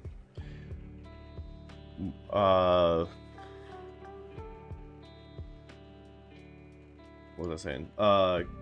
Katya. So yeah, I message Katya, one of my friends, and then my parents, my dad's. That's it. Like, I wouldn't have a conversation with anyone else. So, who's bonking me? Hockey. What's going on, Hockey? How you doing tonight? Get you a shout out. Show up just yet.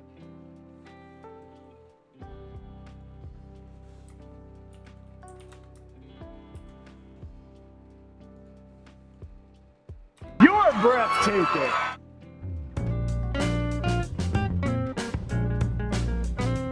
Before I forget again, I've just been bored. Bored? Why are you bored?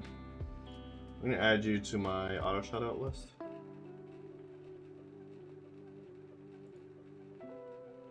Let's see, I gotta remember how I set this up exactly. I'll take a look at one of my mods, because he's also a streamer.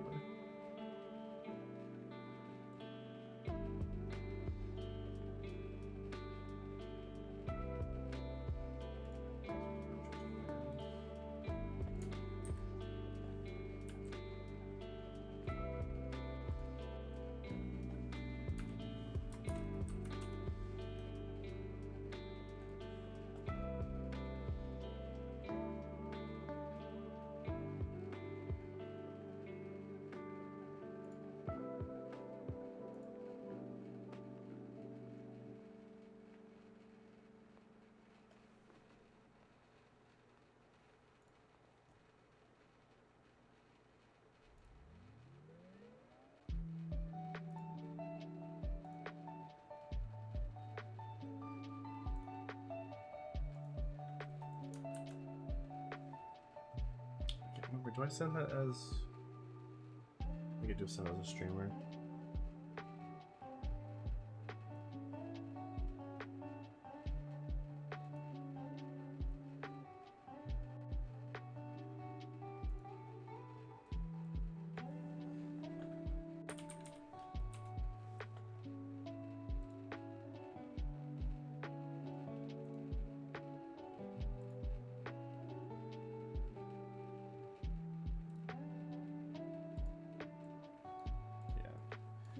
And then I guess let me do a test real quick. We're gonna test this out, see if this works. So Hockey, you're gonna get a double shout out if this works. You're breathtaking. Yeah, it did work. Cool. All right. Sweet. Oh god! Oh god! Oh wait, hold on. That's, oh god! oops. Why is he there? Why is he there? Why is Why he there? shout out Why me? is he there? Oh god! Oh Hold on, god! what? Oh god! Get the thing! Get the thing! Get the thing! Get the tomb! Good lord! Fuck! Oh god! Oh god! Oh god! Oh god! I'm out of run! I'm out of run! I'm out of run! I'm out of run! Why did it shout me and not you? What the fuck? I cop.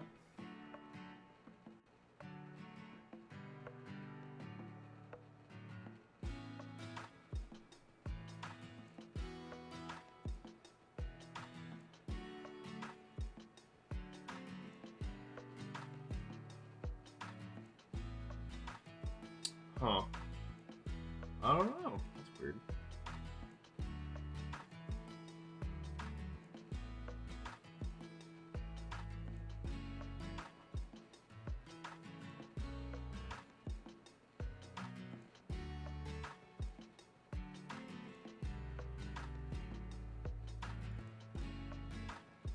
Unless it's because I'm using user names, so if I test it, it's just gonna shout me out.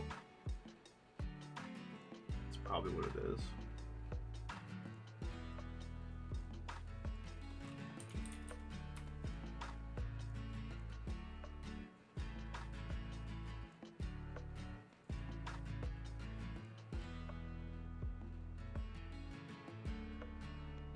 Probably what it is. I'm pretty sure it works. It's just we won't know until next time you chat in on the next stream. So that'll be the test.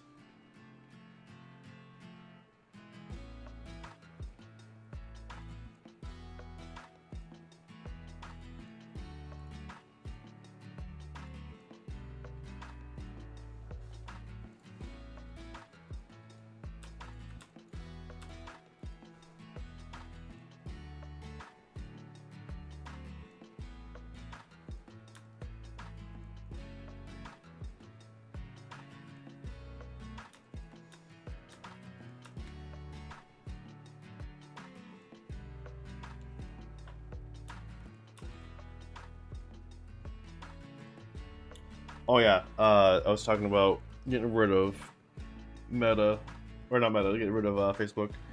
So yeah, I haven't really been using Facebook as much as I used to. So I didn't get rid of it completely. I just got rid of it off of my phone, and I'm gonna focus more on using like Instagram and other forms of other apps of communication, stuff like that, Discord, whatnot.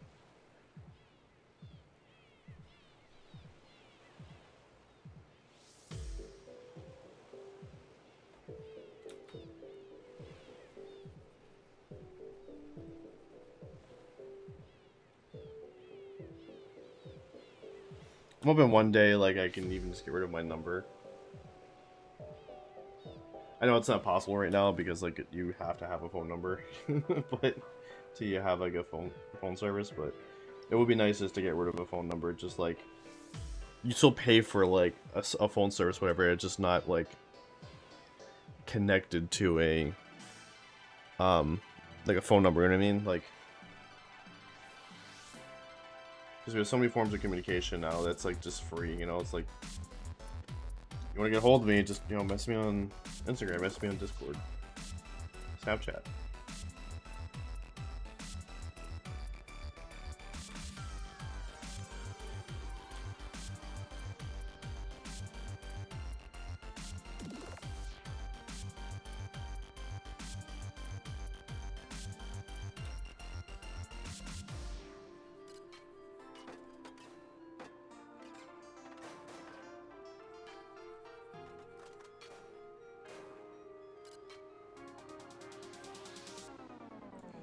I know, like for work, I need to use a regular phone number, unfortunately. For my work, anyways. That's how we communicate with each other when, like, you know, we're running late or whatever. You call out.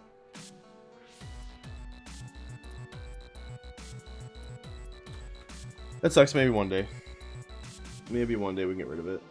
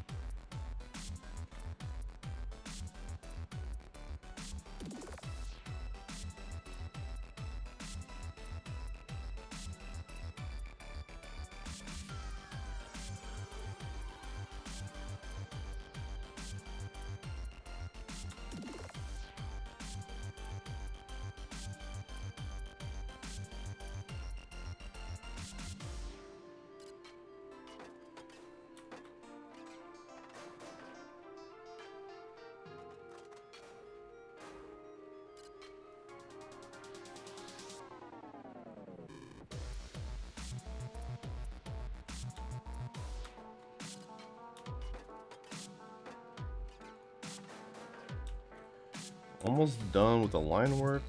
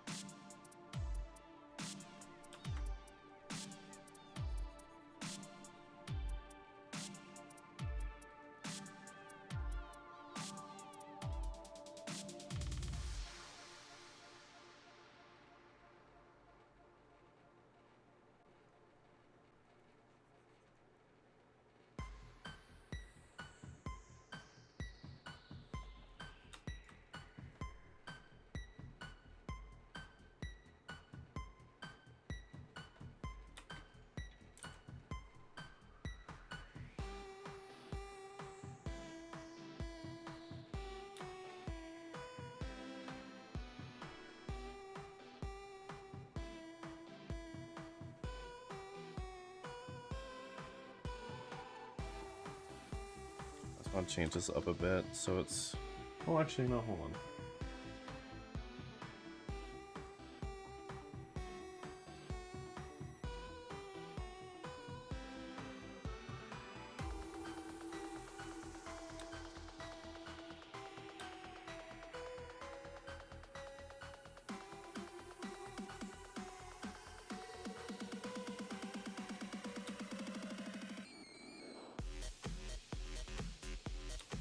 Actually, need to come up higher.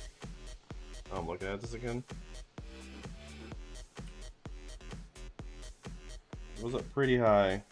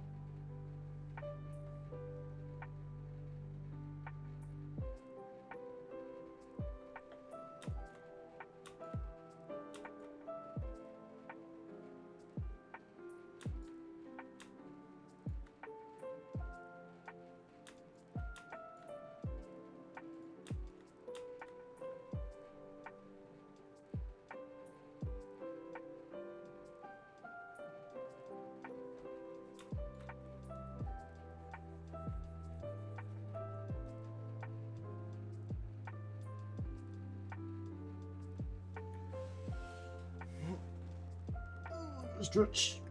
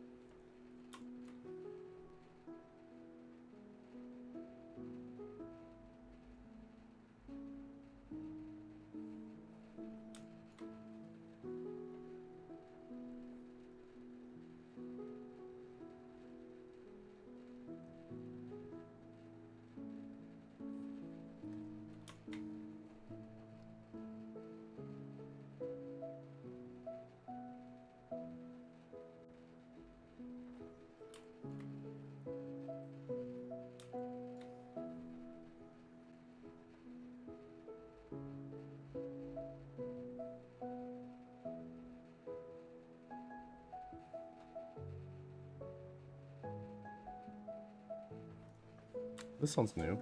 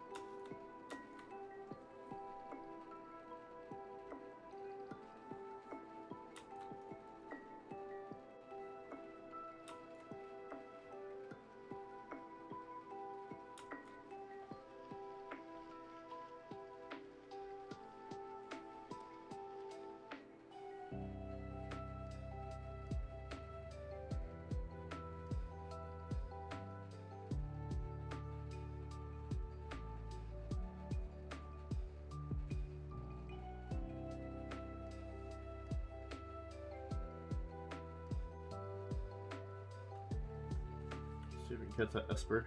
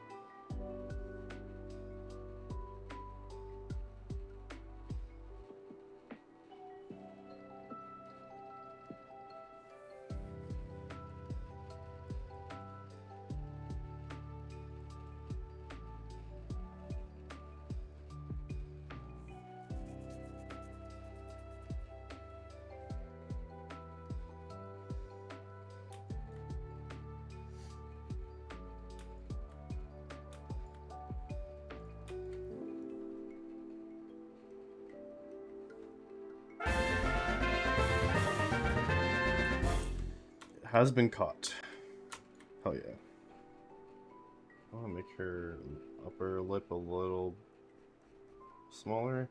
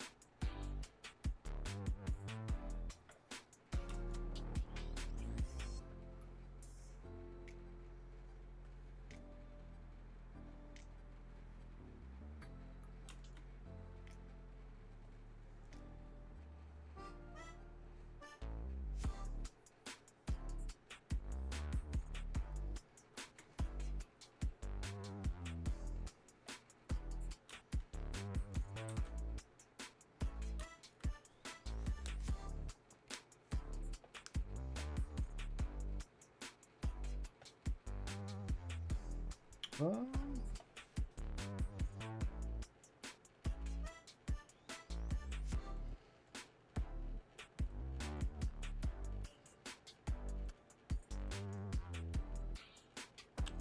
I'm missing a spike in her head. I thought it was something missing.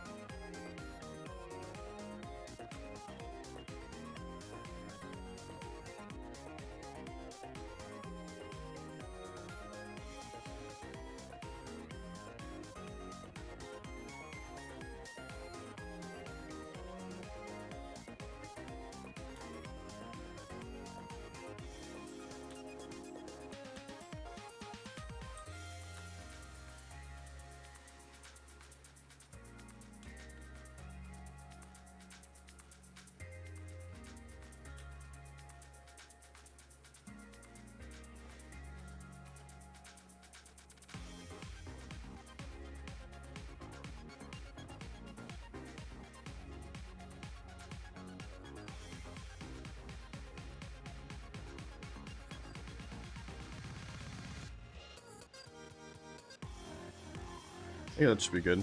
Okay. We'll quickly put some base colors down.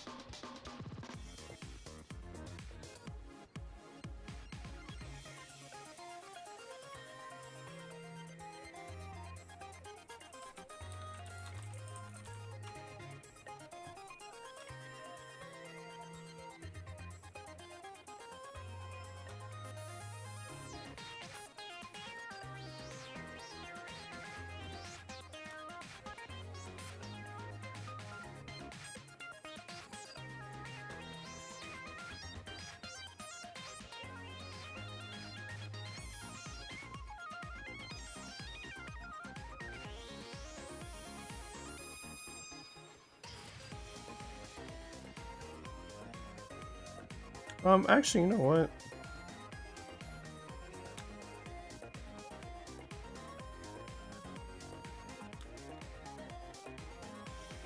Yeah, let's do that. Hold on a second. I want to move this down more.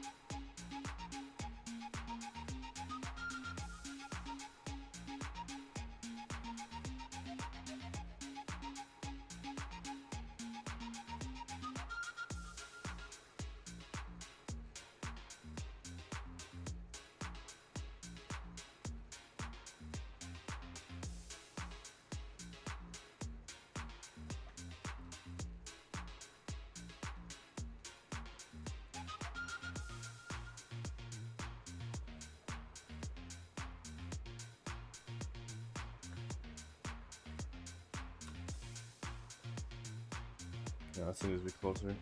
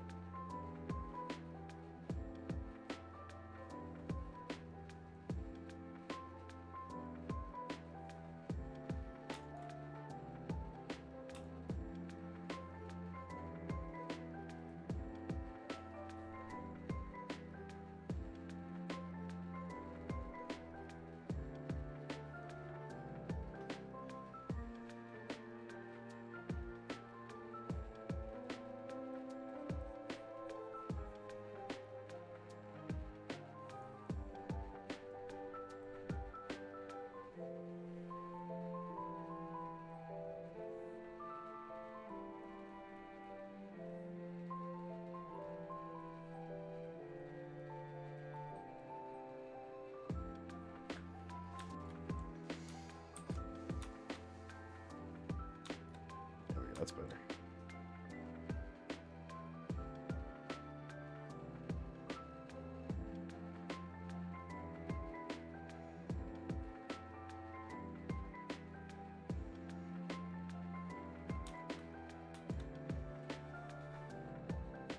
Oh, it's a spike that goes directly on her forehead too. There's one right here too. Okay. Because I'm missing some spikes.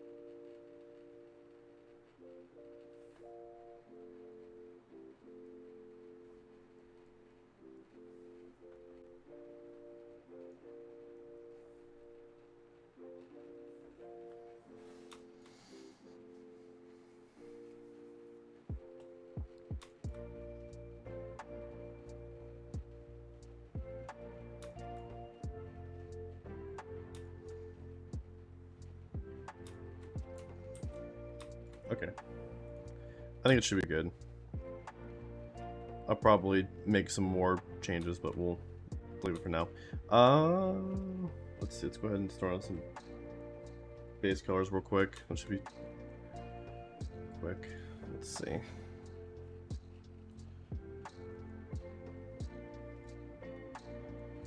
I just need to...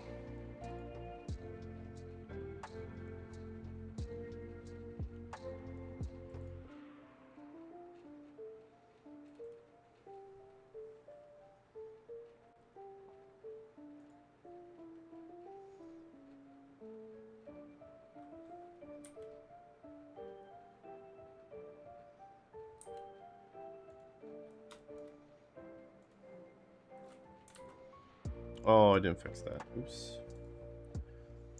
Whoopsie-daisy.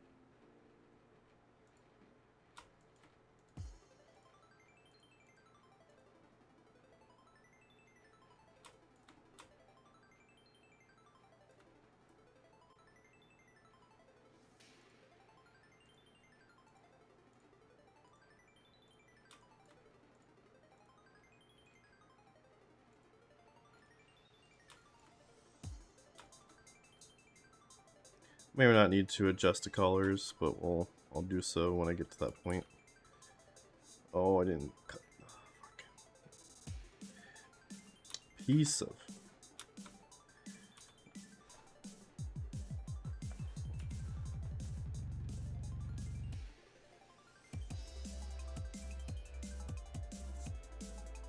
There we go. Oops.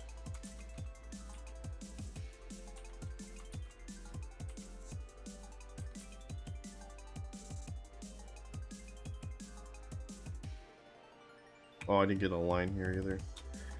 Son of a bitch.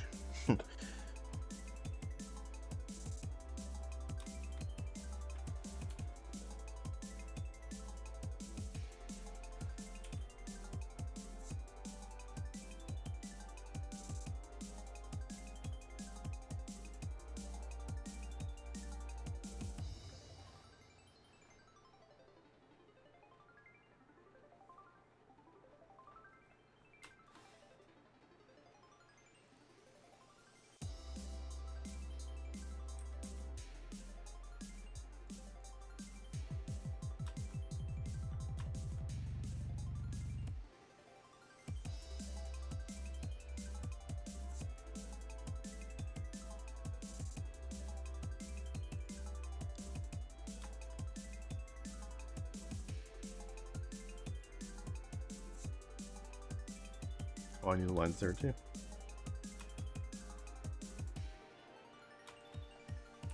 So many lines that I forgot some.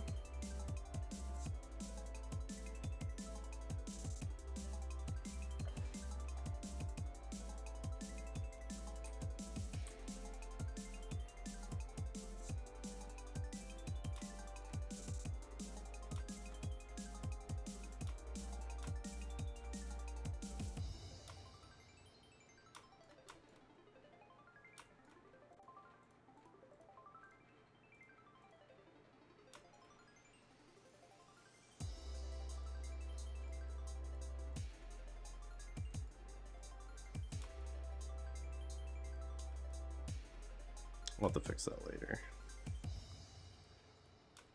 By hand.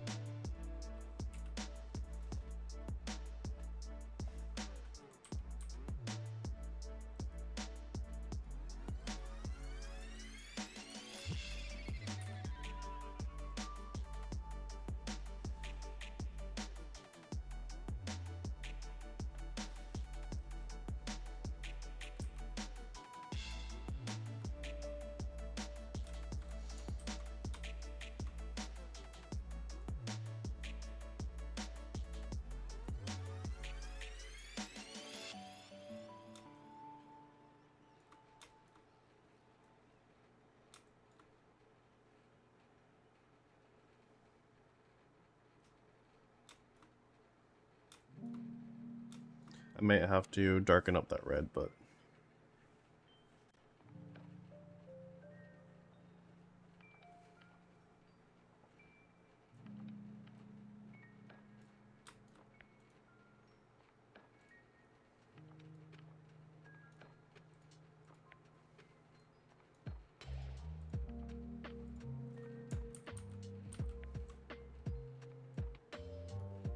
yeah, that's not correct. For her skin, I'm actually gonna use my Goth skin palette.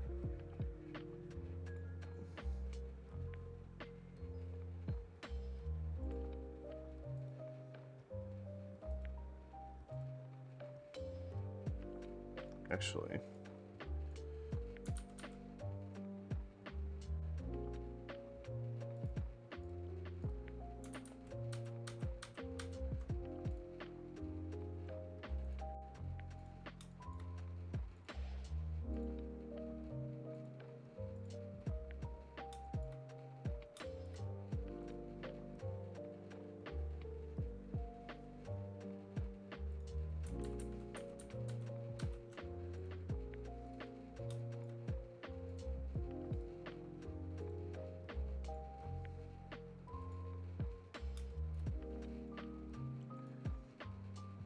I'm gonna make further adjustments later to the skin, but for now I think this works. She needs to be pale, but I think I kind of want to go paler, but I'll figure that out later.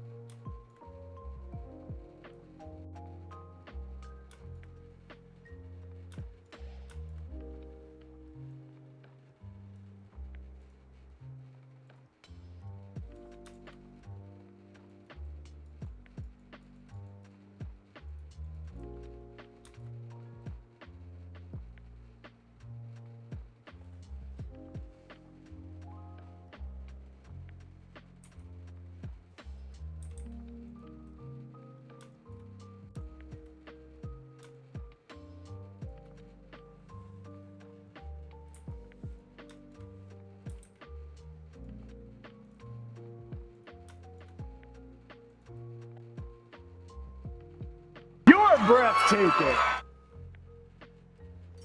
Rad. Come in late. Hope the stream is going well. It's going good.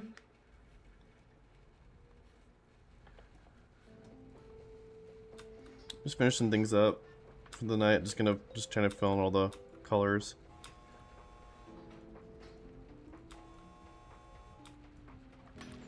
Go, go, go, go, go, go, go, go. How was your stream? Oh, we made it.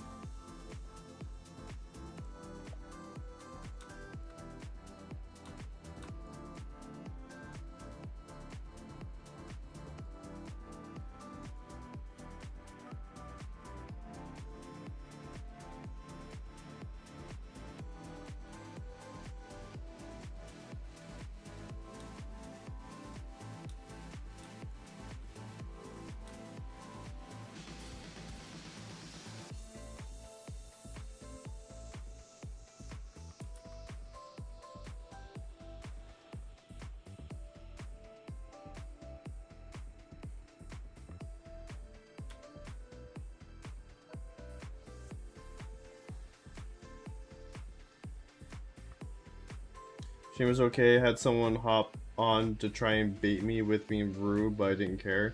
Most of it was okay. That's good. I'm glad she was okay at least. Sorry about the rude person.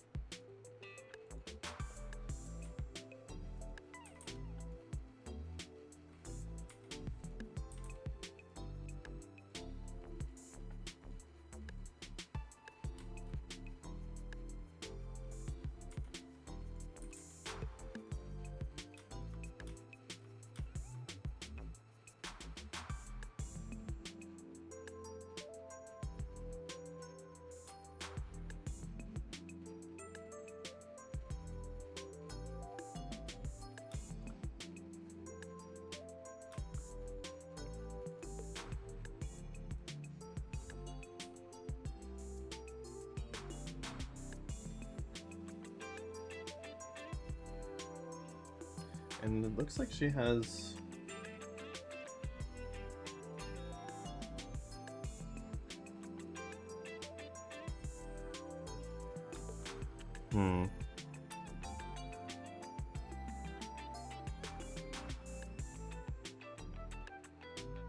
Some sort of stocking or something, but it goes like all the way up. It looks like past her stomach, like all up to her boobs, like it's underneath her leotard. Oh, it's hard to tell like what that is.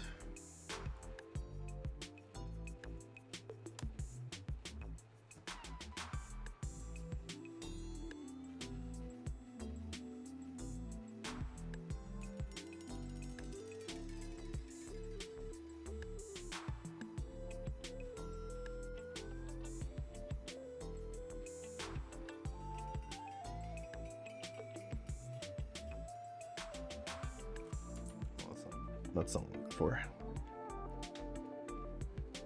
Nope.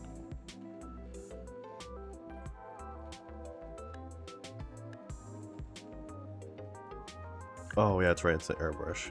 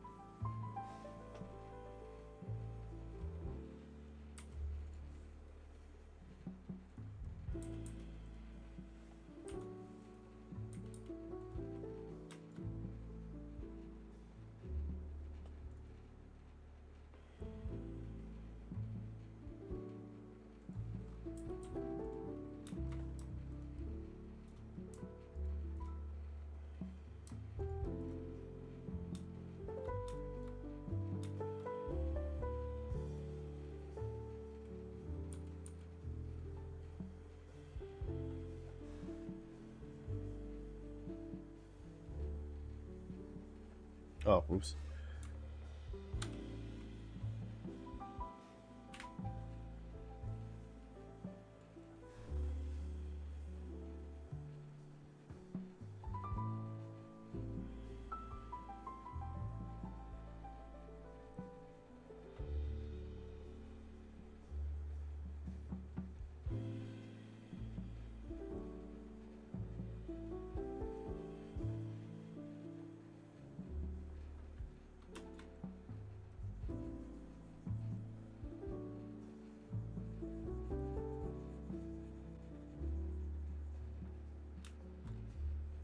I don't like that. No, I think I'm just gonna... I think it's a type of nylon. It's supposed to be. This isn't gonna work. So...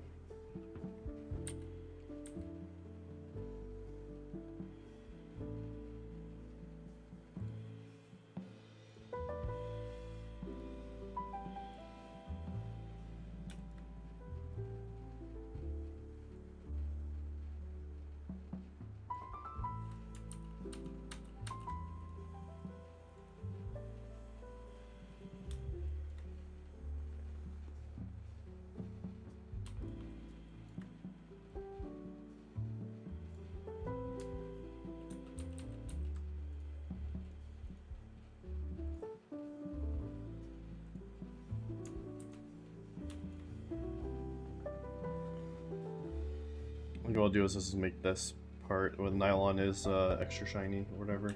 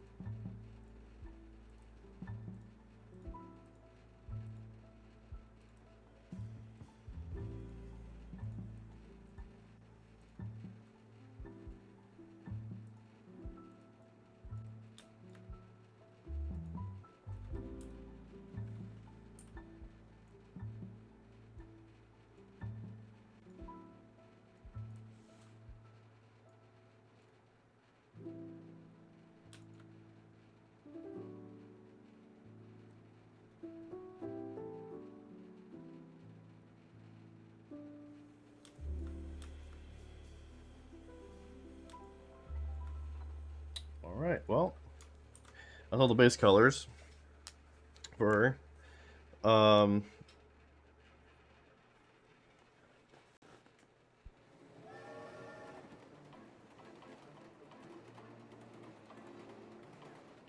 this is right back. So tomorrow I'm going to be finishing up the base colors because there's some other stuff I got to do right before I get to lighting, like such as the hair gradient, and then a few other things as well. Maybe touch on some things as well. I'll be recording all that, and then hopefully, as long as there's, like I said, as long as there's good enough footage, I'll get as long as there's good enough footage, I'll go ahead and get a speed art done. But that's gonna depend. With that though, I'm getting kind of tired. Go ahead and end it.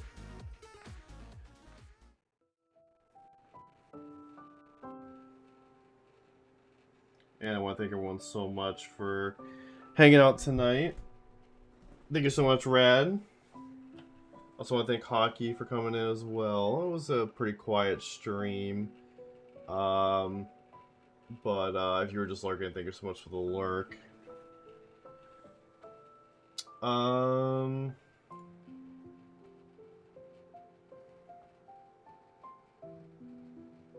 Let's see, what's available for a raid?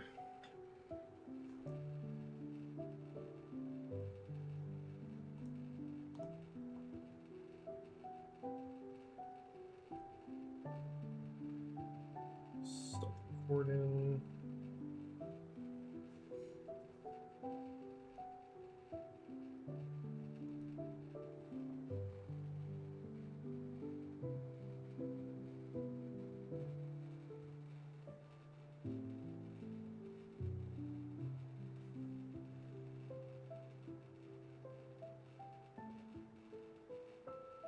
Yeah, let's go ahead and let's hood through the room first, real quick. Let's see what they're doing.